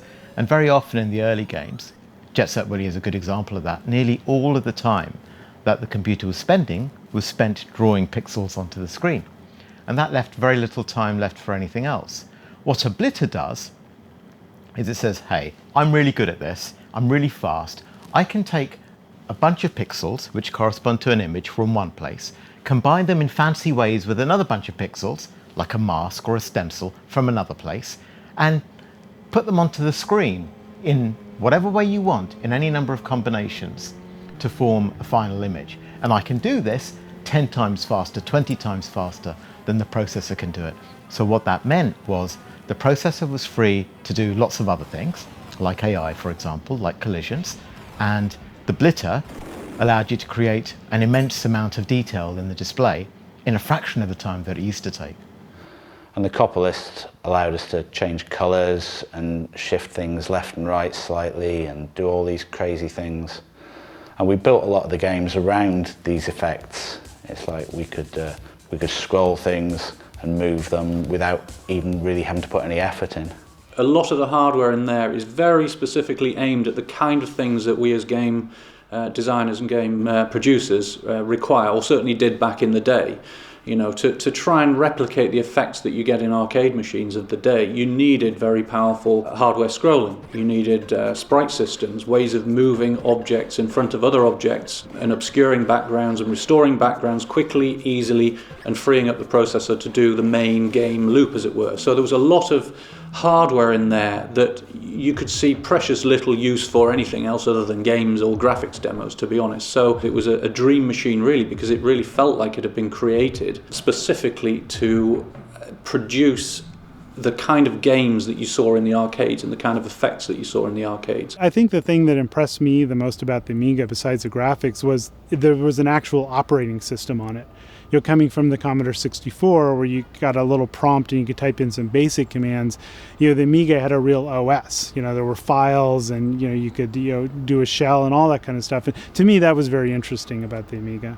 I think the biggest thing of all was that the Amiga had a mouse.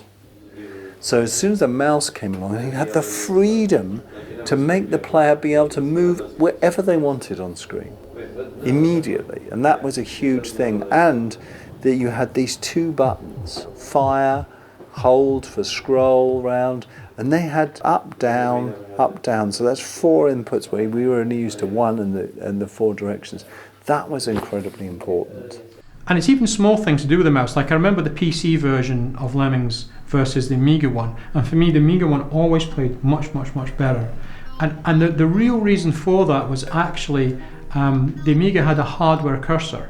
So no matter what speed your kind of game ran at, which was 30 frames per second, the mouse moved at 60 frames per second.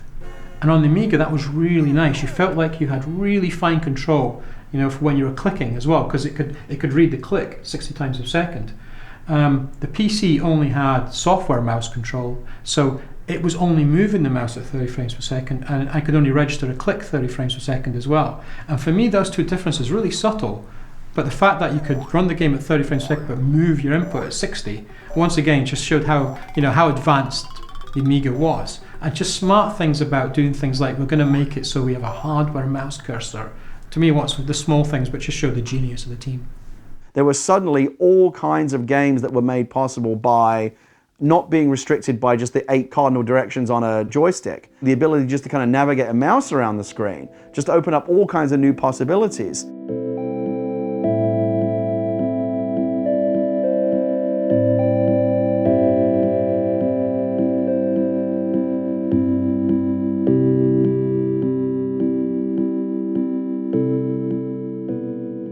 Up until that point, I think the transition from 8 to 16-bit was the last generational leap that we saw that really allowed new types of games to emerge. Populous would not have been possible on the Commodore 64.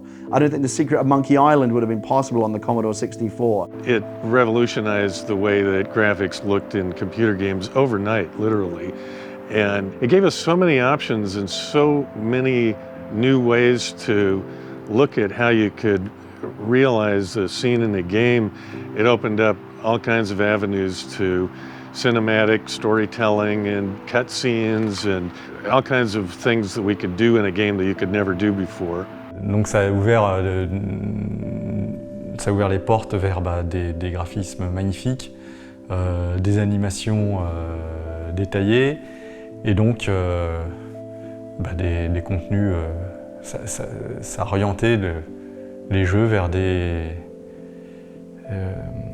contenus qui seraient un peu plus émotionnels, un peu plus immersifs aussi. It pushed game development.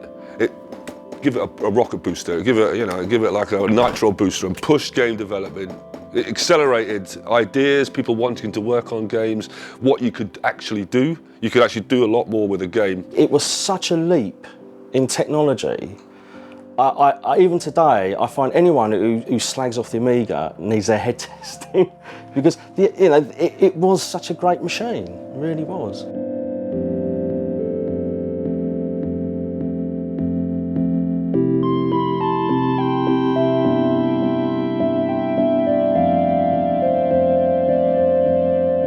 L'Amiga, c'était vraiment une machine extraordinaire parce que, effectivement, moi, quand j'ai commencé, j'étais intéressé aussi bien par les jeux d'action, mais par les jeux d'aventure. Effectivement, le fait d'avoir autant de puissance graphique pour pouvoir raconter une histoire, c'était quelque chose qui m'a toujours donné envie de pousser un peu plus loin, donc d'essayer des choses. It wasn't hardship, you didn't have to. I did have a lot of passion for it, but you weren't surviving on passion and coffee. You could actually come in at the start of the day, have some ideas in your head, and you could realize it without being stressed. And that frees up, or that sort of freedom rather, enables you to be more creative and to push beyond just fighting against tools and fighting against hardware. You can get to where you expect it to be pretty quickly, and then you can go beyond that. On an Amiga, you had your mouse, keyboard, you'd be drawing, fantastic. So you've got this bigger resolution, more colours, and a palette. I mean, on the 64, you had 16 colours, that was it. On an Amiga, 4,096 colours. Fantastic. How can you what colours do I need? I'm sport for choice. I wanted to make as many games for the Amiga as possible. And of course, we had a lot of our own ideas for games. We even went back to our development tools. And our development tools were at that time PC based. And we had a really nice Paintbox program that our developers used on the PC to do the graphic art that went into the games. And Tim Mott was a really brilliant guy that kind of ran the technology side of Electronic Arts for 9 years. It was his idea that we take that Paintbox product and turn it into a consumer product, Deluxe Paint, which was easily the most popular painting app in the mid-1980s on any machine. And it was very commercially successful because it was just so much fun to screw around with it, even if you weren't an artist or had no professional reason to be using it. Deluxe Paint came out for the Amiga, and it absolutely changed our industry. We'd never seen anything like it. The idea that you could grab an area of the screen and pick it up and use it as a brush was frankly astounding. Nothing close to that technically had ever been achieved. I mean, you were watching it, not actually believing your eyes that you were able to paint with a real bitmap. It was just stunning. It knew that I wanted to be able to select things, cut and paste things, move them around, change colors once I put them down. D-Paint and the Amiga was a real change. I'm using this magical device called a mouse. It's brilliant. You'd move it around the screen. It was like great. You'd click and put your color down. Yeah, so first thing I did at Bitmaps was Amiga, D-Paint, Speedball 2. Deluxe Paint came out about halfway through my development time on Defender of the Crown, and it was a tremendous boon. Being able to do things with brushes, with sweeping brushes and things like that you can do with Graphicraft or Aegis Images. You could do arcs and circles and all kinds of interesting things. You could tint, all kinds of effects that you couldn't do before. So that really speeded things up during the development and made things a lot easier. And one of the great things about Deluxe Paint was it was one of the first ever packages that had built-in animation. You could sit on just a few frames, make this little character animate, pick it up as a brush, and then just play the animation, then play the brush, so that it just put down reams of these sprites. And then, because I was bored, I drew a gun at the other end shooting them. And that's where you start going, well, that's funny, there's a game in that. They give you D-Paint, you can export files, you can incorporate those into programs you're coding, and it accelerates the rate of development and productivity of people who want to get into the machine to use it for something. It allowed me, who couldn't draw, to save his life. Allowed me to do things on the screen and do them immediately and see the results immediately. What Deluxe Paint allowed was non-experts, non-computer experts, people whose primary focus was art and not technology, to enter the domain of video games creation. It was a huge jump moving from graphics on the Commodore 64 to graphics on the Amiga. It was like we'd missed out one generation and jumped to the next generation, and it was fantastic. It was a very powerful piece of software, and a lot of the effects you see in modern day software, Photoshop and so on, you know, some of those effects appeared first on Deluxe Paint, so that just became the sort of ubiquitous piece of software that we all used for creating our sprites. I loved the graphics of the Amiga, for the games, for everything, for the graphical tools, but I got very caught up in the sound. I absolutely loved the sound.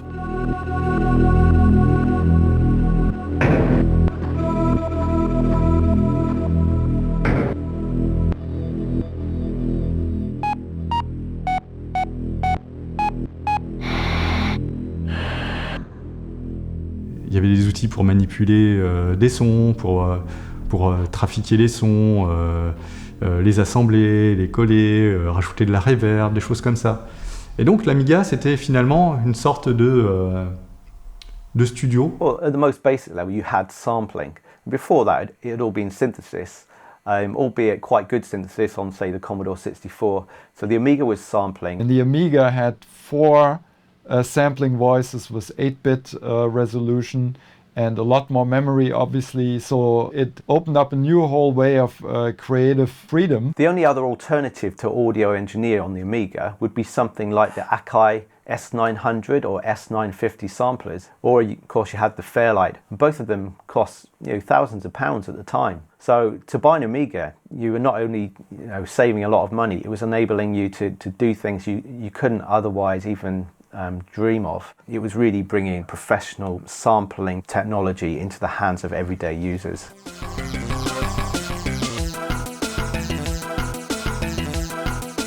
Whenever I bought a new CD, I would always sample it from beginning to end. Whenever there was like one instrument exposed, oh, the snare drum right there is exposed. Oh shit, let's sample it. So I would use Audio Master to sample it, and then I would put it in Soundtracker, and I would be able to use that snare drum. You know, just like DJs use samplers and all this kind of stuff.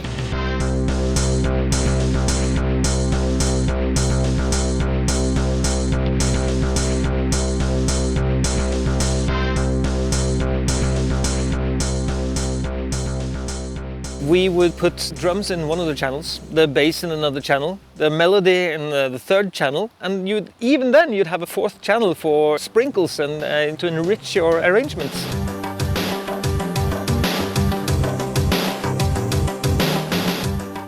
You could not only sample drum sounds and essentially any instrument that you can think of, but you could also sample chords. So you could enhance the 4 channels into more, because you would just major chord, minor chord, and then play that over different keys, and you already have like something with one voice that sounds a lot bigger.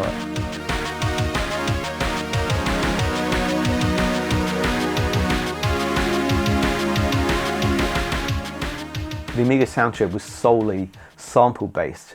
However, you can also sample small waveforms. So for instance, composers like David Whittaker would do this a lot. They would sample a series of square waveforms with different widths to them and then sequence them together, and they could create quite rich synthesized sounds like that.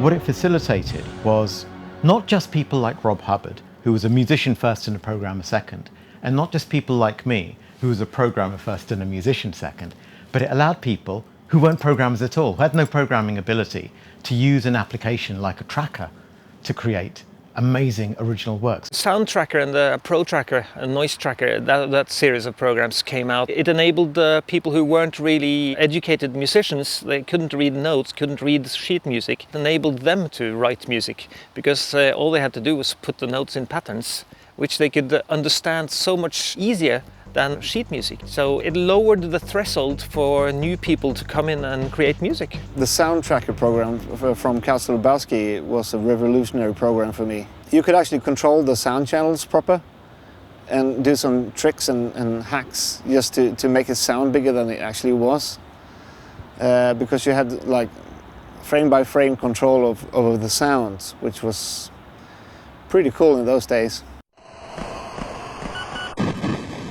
With Rocket Ranger, the fist fight against the Nazi guard was not a lot of fun, but we had a sound guy, and he stayed up late one night and recorded sounds from an old John Wayne movie, digitized them and put them into the game, and all of a sudden you'd hit that Nazi guard and you would hear something that sounded like a John Wayne movie, and it felt like you were in the movie. The sound effect made that whole sequence so much more fun to play.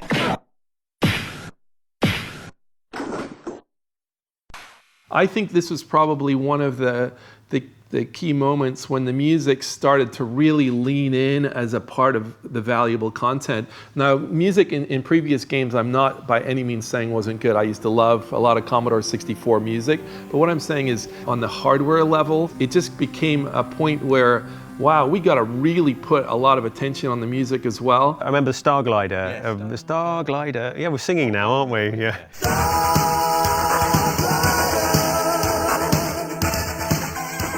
I remember Star Glider having that sample, which actually was a huge amount of memory, but just for that one thing. But it was very cool, very impactful at the time. It's just another example of the extra memory and the faster processing power. Just allows you to make quite a leap up in the quality of what you're doing. It was amazing. To us it sounded full, powerful, varied. You know, you could do all sorts of sounds, from the techno music, blippity blop stuff, to full arrangement, sampled guitars, everything. It was amazing. And so it was an introduction into the world of sampling. And I think that's really something that Amiga can take a lot of credit for. You know, the sampling phenomena really, for me at least, started with the Amiga. For me, it was the dream of realizing my music in the way I had it in my head. That was possible finally with the Commodore Amiga.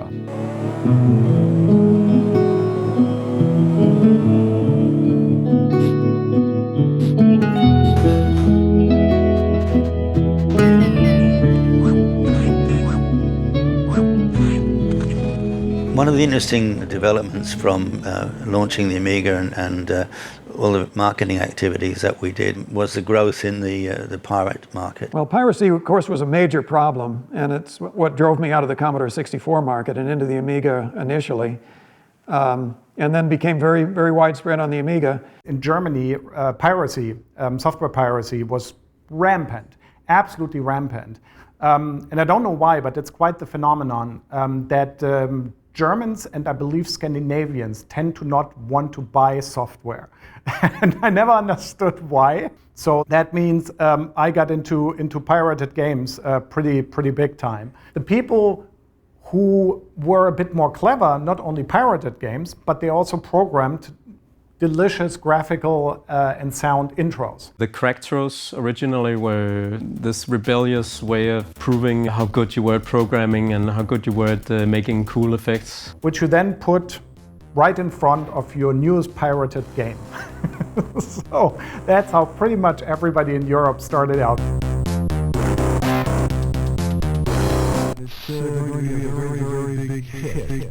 I think they did it mostly just because they could, as a challenge to themselves and to the other hackers, that who can do this first and who can do it right. They used the Amiga a lot more and much more interestingly than the games that then followed after you clicked the left mouse button and the actual game loaded. And eventually it developed into this competitive, creative demo scene where people were actually just saying, screw the games, we just want to make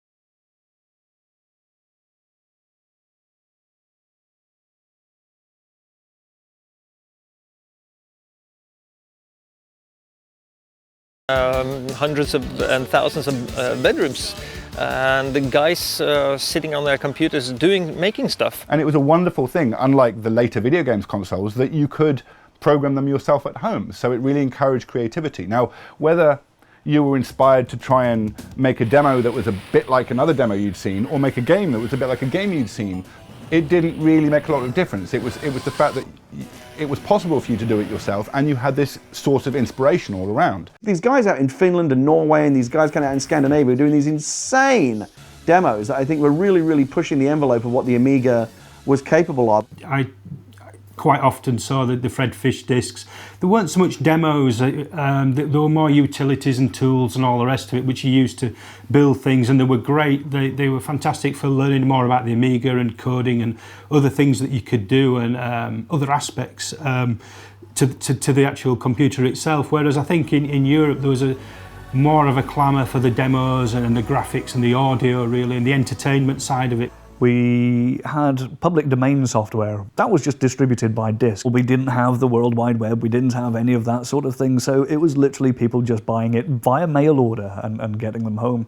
The first time you ever see a picture that you've done and submitted it and seeing it in a gallery, in a magazine, that was just my proudest day. So I just kept on doing it. I couldn't get it out there enough. And I guess that just got noticed and started getting people asking if I could do pictures for their whatever, and in all frankness, I didn't even know what the demo scene was back then. The demo scene was a place to be creative. There was just that, creativity. That's what it was all about. There was no, but we have to finish this game, or this music has to fit this scene in a movie, or it has to fit that scene in a TV show, or it has to fit this scene in a game. It was whatever we wanted it to be. The first demo, I was very much just like proving myself, you know, as a programmer and trying to make a first demo that was really well constructed. I suppose one way to look at it is it's almost like your graffiti art, the quality graffiti art. It's that to me is what it is for the games industry. It's kind of, that is like the graffiti artist, but they're using demos. It was absolutely stunning. It was breathtaking, some of the stuff they would come out with. And yet a lot of them weren't that bothered about being commercially successful. They wouldn't want to turn it into a game. They just wanted to be known by a funny name with an avatar or something and be famous for doing that demo. We called ourselves IFF, which was supposed to be short for International Fart Federation. We dropped that name after maybe half a year and decided to call us Crusaders instead, after a bit of a vote. One of the big things about the demo scene versus games is that creating a demo certainly didn't have the complexities and difficulties of actually building a game that had to stand there and not crash and everything else. Most demos don't have AI, they don't have, you know, considerations about frameworks for the player and everything else. So it's a completely different thing that you're building when you're building a demo and you're building a game. And, you know, you have the luxury of irresponsibility. They were all great sales pieces for the Amiga. Like if you had friends come over, they wanted to see your Amiga, you would often not show them the games, or not as much as you would show them the demos. Because of course, completely unencumbered by having to build any kind of game or gameplay, they could just go crazy with these, you know, with kind of ray tracing graphics and these raster based graphics that they were able to create. And you remember the famous scrolly messages that were just kind of constant kind of shout outs to, you know, various other cracking crews around Scandinavia and Europe. It was, you know, hey, we send our regards to these guys, these crews or these groups that we like, because, you know, we exchange stuff with them or get demos with them, but we don't, and we say hate to these guys, which made no sense at the time, really, or now when you look at it. People would poke fun at each other, but it was never anything, you know, serious. It was all done in just this, you know, I don't know. The spirit of the demo scene is like, I like to put it. The first demo I remember is at No Surprise the Sodan demo, which kind of showed a lot of Amiga features like dual playfield and everything that was going on in that demo, and drawing lines, 3D graphics. And it kind of blew me away that you could do it, because I hadn't got that far at that point, and it just got me even more interested and wanted to learn more about the Amiga chipset so I could do those things as well. Kefrons and the Rebels, I think, that made some demos that inspired me. Later on it would be Scoopix, and it would be Red Sector, and also especially Phenomena from Sweden. They had some amazing programmers and especially musicians. The guys from Cryonics working with the Silence Denmark on Hardwired, which was also one of those demos that once it got put up, kind of moved the barrier, moved the bar to like a whole different level for what people now expected a demo to be. The Bud Brain mega demos, they were great because they were very funny, and there was a little bit of a story to it as well.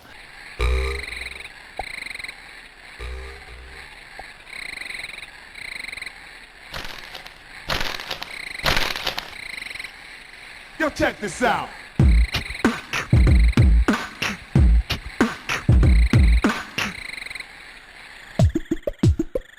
You know, I mean, my favorite demo of all time is Mental Hangover by Scoopix.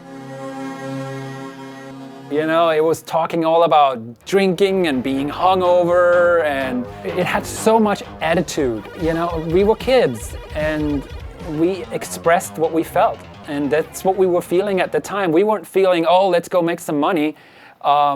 It was more about party or trying to out-program each other.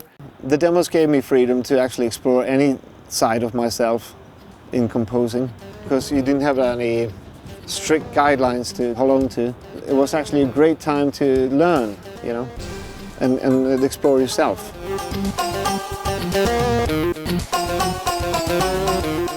I was really excited about doing music that somebody wanted to use for something, you know.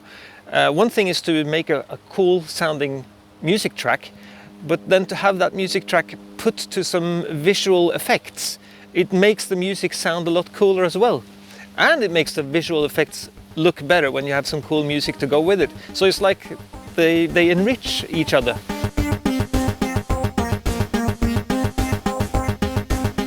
You could say that there's a music style that kind of is a demo scene music style. I've not really explored that scene much. I was more interested in trying to see how far I could push music and mood and to what extremes I could push it.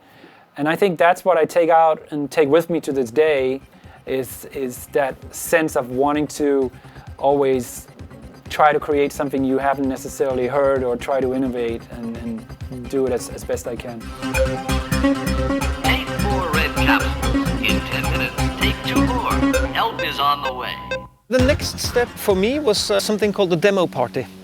Or it was also called the copy party, because people went there to share demos and share stuff that they had, and also, you know, let's be honest, they went to copy games. You basically rented a classroom or two in schools, and it evolved from there really. It got bigger and bigger, obviously, but at that time that was it, and it was just Commodore Amigas everywhere. And the smell, the pungent smell, there's almost like a mist in the air. It was like sweat and agony, and it's just rows of computers everywhere. We bring our sleeping bags and stay over, maybe like something like Saturday to Sunday.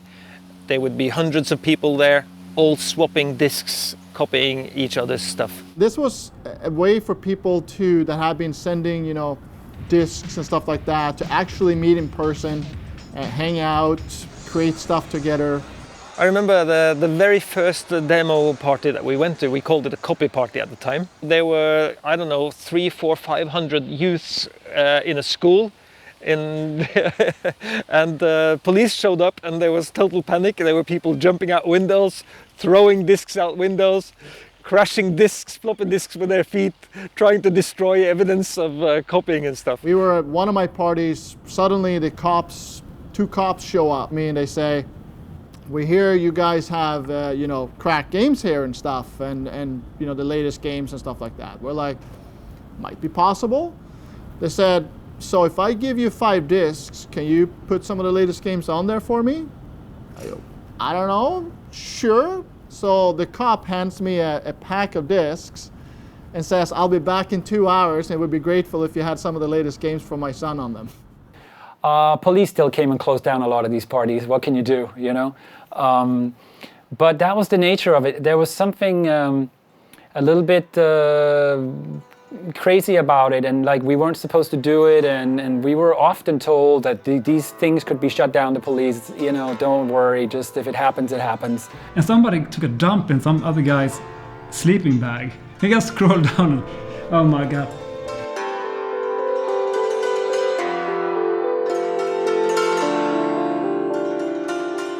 There was definitely a big competitive aspect to the demo scene. I mean, the demo parties always had a demo competition at the very end of it, where people showed off the latest stuff that they've been working on for months. Being number one, being most revered, was very much sought after. Every group wanted to be number one. People would fill in a voting form, send it to an address. All the information was collated, and the results were published in the form of a demo every month or 2 months, and this was called the Crusaders Euro chart. This is the spirit of the demo scene, always trying to outdo each other, always trying to innovate, always trying to push things forward. The technical achievements these guys could accomplish were like, well, how do they do that? Because we're developers, and how do we incorporate those effects into a game? Can we use those effects in a game? So I think there was an element of experimentation that these guys did to push the hardware, to show other people what you could do. I think the games industry was improved by the demo scene for the simple reason that you did see a lot of effects and you see a lot of techniques that you probably wouldn't have come up with unless you get inspired from someone else doing it. It's an interesting point to go back and think about that era in gaming history, that Amiga era, in that it did feel very, very provincial. And there was a very big difference between what was happening in the UK and in Europe and what was happening over in the USA. And by the time we had transitioned onto the Amiga, America had really become much more interested in the Super Nintendo and the Sega Mega Drive. It's interesting, when you talk to an American and ask them, what do you remember about the 16-bit era? And they'll say, oh, I remember the Sega Genesis, I remember the Super Nintendo. If you ask a Brit what they remember of the 16-bit era, they'll talk to you about the Commodore Amiga and the Atari ST. So we had these two completely different versions of the 16-bit era. on either side of the Atlantic. And that's part of why I think so many of us, especially in Europe and in the UK, romanticize the Amiga generation, is because it was the last time that the games and the community felt unique to us, and before the global explosion of gaming popularity kind of brought everyone into the mix.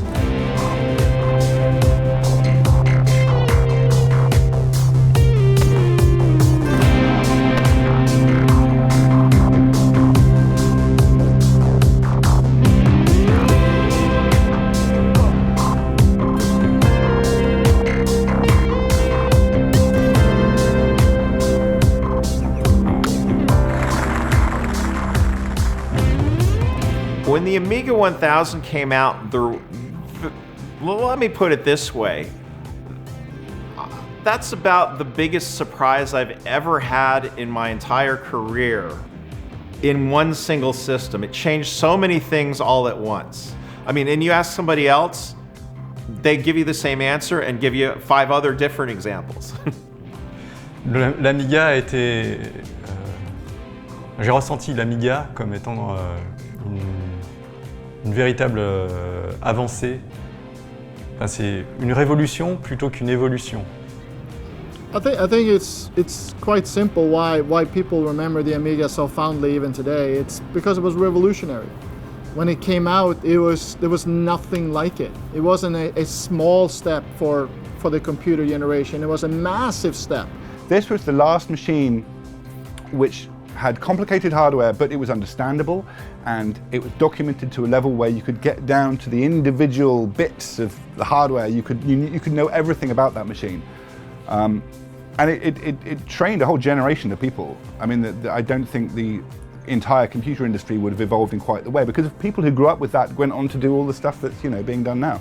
The Amiga was the last time that you could just really experiment and play around. There were no real barriers, and also the hardware itself, as I've already spoken quite lovingly of, was so flexible that it allowed real experimentation. An experimentation actually that I'm not even sure the designers of the machine had planned. So you had the feeling of like empowerment to be able to do great things with just that computer in front of you. The first platform that allowed people that were creative to get out to the masses, and I just enjoy being a part of that. The first time I saw Jim Sachs's work, I understood immediately what the leap was. The Amiga enabled that entire revolution, not just graphically, but in the way you could effectively tell a story and change the gaming experience. From one that was just arcade quality to something a little more substantial. Some of those early games and some of the immersive storytelling that we were able to do in some of those early games, I think the repercussions of that, the echoes of that are still being heard and felt today in games that are coming out now. When people ask me why am I still working in games, it's that collaborative development environment that you get where you're working with artists, coders, musicians, designers, all in the same kind of framework, and you're creating something together that none of you as individuals could create. And it was probably the Amiga that was the first moment that happened in my experience.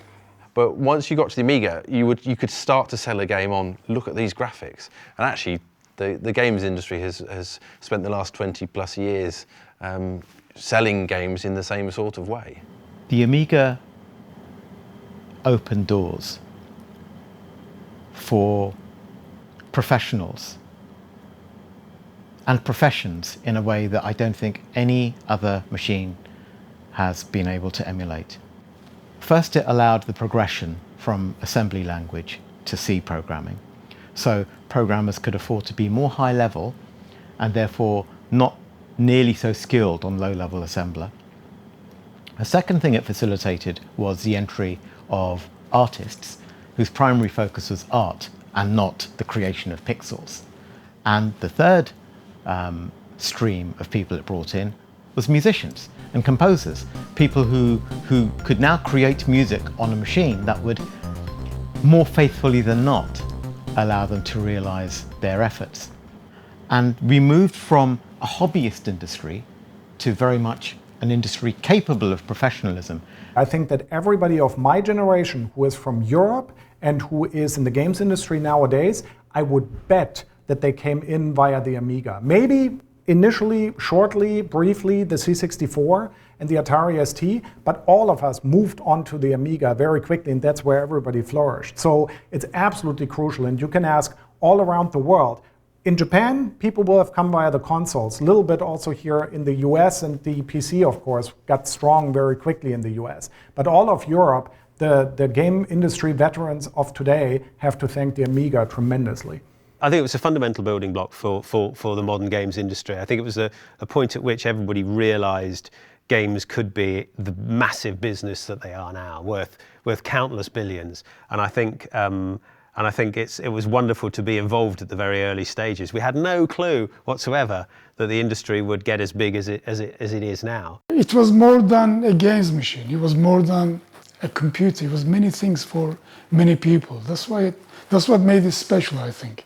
You know, so it was special for us because we could really show off our talents, and like I said, it was special for people because they could do amazing things with it. You know, in terms of music, visuals, video editing. You know, that's the main reason I reckon. It touched many different people from many walks of lives. You know. We knew it was a great graphics machine, but we never saw the entire desktop video revolution coming. We didn't realize that the Amiga was going to be the device that was powerful enough to create this new industry. These days, no one thinks twice about editing a video on their home computer, but it was radical then. It was the first machine that allowed that kind of capability. And the Amiga was designed so that it put out very good video quality compared to all the other computers that were in the market. In terms of the NTSC signal, television signal that came out of the Amiga was very close to being right on the spec. So it allowed you to then record that onto videotape or to put it out over the air, whatever you wanted to do with it. And that was right out of an Amiga without any kind of special equipment. A lot of people use that, even without Video Toaster, they use their Amigas for creating video and creating audio. As we speak, a paradigm shift of equal magnitude has grabbed the world of video. A paradigm shift. And the force behind the shift, we at NewTek call the Video Toaster. Hey, that's a hot name. We discovered that by using the Amiga's video, we could take advantage of all the Amiga's graphics co-processing. The copper and the blitter, all these things. We weren't making pictures with them, we were making these bizarre little barcodes that would then control the Video Toaster card. And then there was a huge phenomena with 3D animation, because Lightwave 3D was just one of the what we called croutons in the Video Toaster, these little squares you would click on. It's a toast analogy, croutons, little pieces of bread. It's just my wry sense of humor.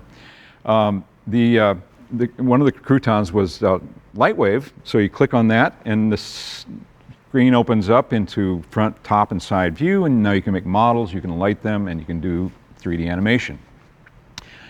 And a lot of people started to buy the Video Toaster just for that reason.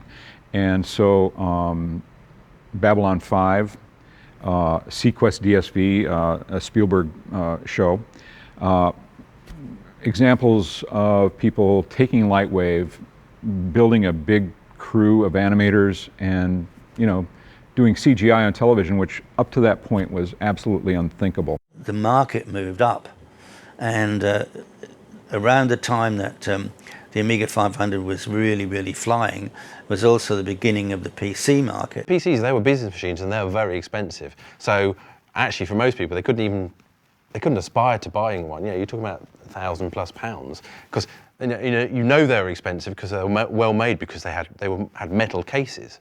Whereas of course the home PCs, they were made of plastic. So they weren't very serious things. On occasions, wood grain plastic as well, yes, which was wonderful. I never quite understood that. The Atari VCS, it was beautiful. Give the consumer confidence, give them a plastic computer, high tech, but make sure it looks like your granddad's gramophone.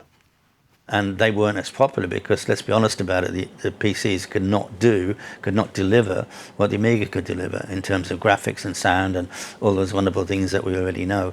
The PC was way behind in technology terms. I think it was difficult to make games in the early days for PC. Yeah. Because the color palettes were just so incredibly awful. They weren't really colors, were they? They were designed for spreadsheet annotation. Yes. Basically, the graphics cards weren't graphics cards. They were designed to make spreadsheets and word processors easier to read. You know, you could have yellow letters, or you could have blue letters, or green letters. I mean, that was what it was for. And then we were trying to sort of hack that to make monsters and warriors and all that kind of stuff. It was really about the PC era of games, which coincides a lot with the rise of the Amiga. And I think it was more getting out of these specialized little machines like the Atari 800 and the Commodore 64, where things were moving into actual real computers. And the Amiga was a real computer, and the PC was a real computer.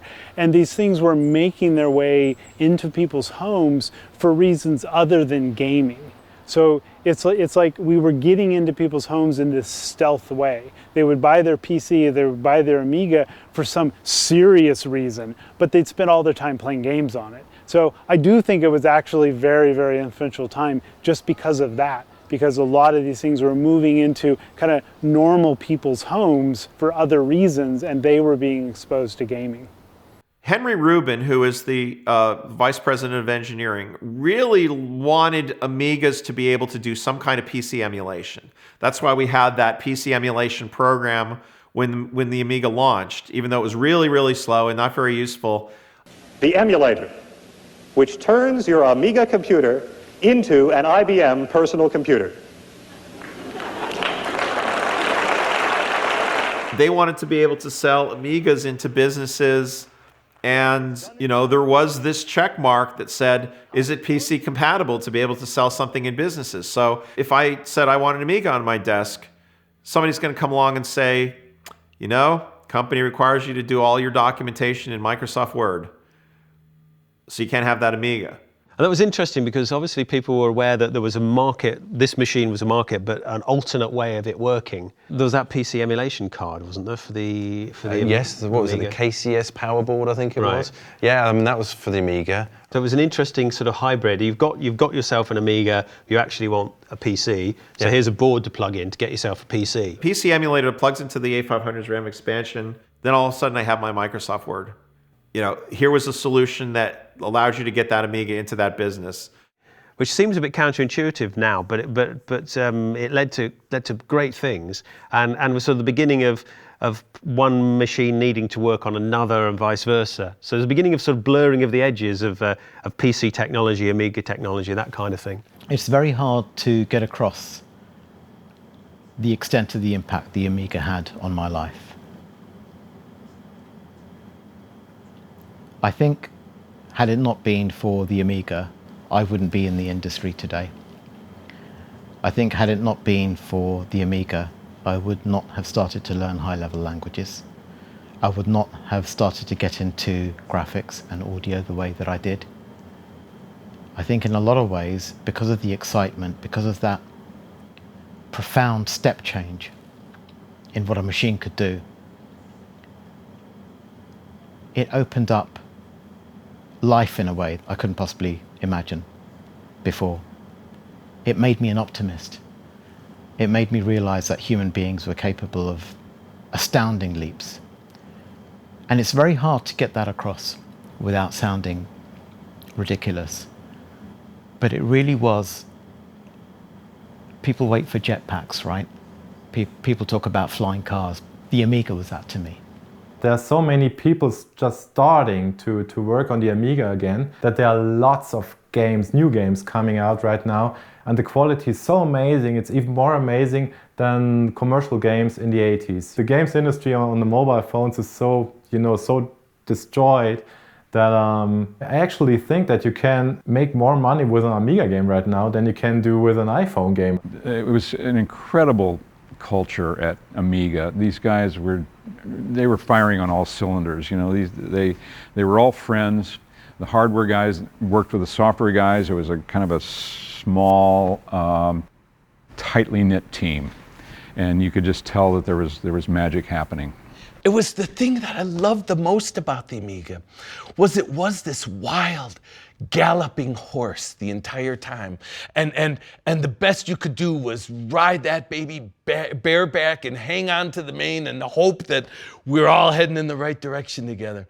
It was insane. It was passion and love and belief in things that couldn't possibly come true, and yet they were coming true month after month. Things were working the way that we hoped, and it was this crazy, crazy dream that a bunch of us had and that we actually managed to turn into reality. For me, it was the opportunity to create not just multitasking, but also the architecture of the Amiga with dynamically loadable libraries and device drivers and the interrupt handlers and all of that architecture that I created during that time went on to be used by so many other people. It was like the basis of design from then on. It sort of established a platform or a way of developing all of the systems that came in the future. So it was one of the first microcomputer systems to really have that kind of architecture. All the stuff that people have done with the audio and the graphics and the video, I'm just really feel that I'm lucky to have been at the right place and time to be a part of that. So that's very big. And the friends I've made, and I still have, I'm in contact with a lot of the people that I worked with during that time. And that's been amazing too. I look back on my contribution to the Amiga in several ways, I think. The graphics, the bouncing ball, the multitasking layer library, but also to a certain degree trying to instill in other developers and other users the magic that could be done if you're on a mission from God with the right family. And it was incredible working with the people that I knew there, and all of them are still close friends of mine. My Amiga family is going to be my family for life. There have been questions about what we believed at the time when we were doing the machine. Did we think it was going to come true? Did we feel a force to push ourselves forward? And the answer to that is overpoweringly yes. David Morse, president of the company, was an amazing man. Jay Miner, architect of the BASIC system, an amazing man. Dave Morse, our fearless leader, he led us through all the trials and tribulations. He kept that flame alive. There was some amazing power behind those two guys that pushed us forward through no sleep, no money, no time, no parts, competition that would show up from time to time. All sorts of things that would get in our way, parts that would break. And we pushed forward because we felt in our insides how amazing this whole machine was going to be. And whatever spirit Dave and Jay had inside of them fed us and pushed us forward. It was amazing. And Amiga serial number 1 still works. It still runs. Magic.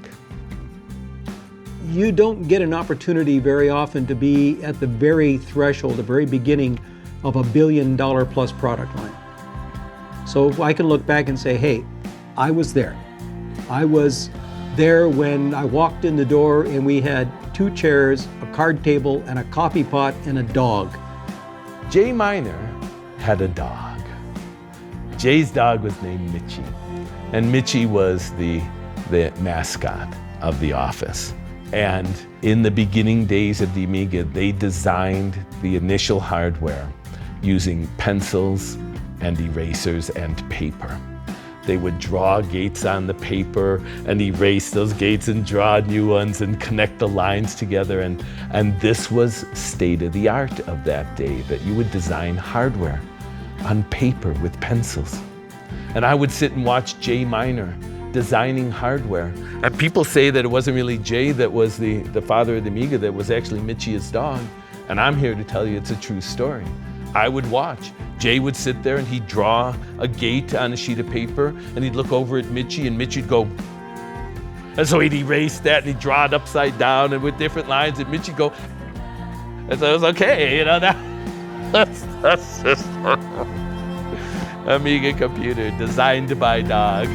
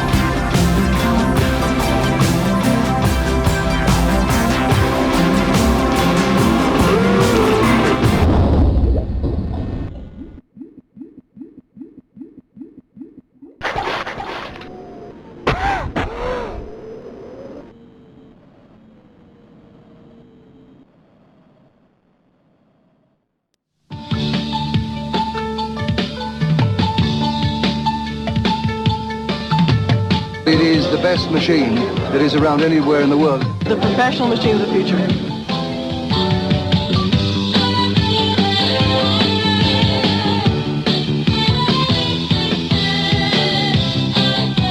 How would I describe it? I think it's fantastic. Awesome. It's going to skyrocket. Only Amiga makes it possible. Only Amiga makes it possible. Only Amiga makes it happen. Only Amiga makes it possible. Only Amiga makes it happen. Amiga's got the guts to do things that you can't do on other hardware. And it does all the work for you. Wow. State-of-the-art technology at a price that everybody can afford. The Amiga is the best graphics machine available in the world today. Only Amiga. Only Amiga. Only Amiga. Only Amiga. Only Amiga. Only Amiga. Only Amiga. Only Amiga. Makes it possible. Only Amiga. Only Amiga makes it possible. Only Amiga. Outrageous. Makes it possible. Fabulous. Only Amiga makes it possible. Only Amiga. This is it. Makes it possible.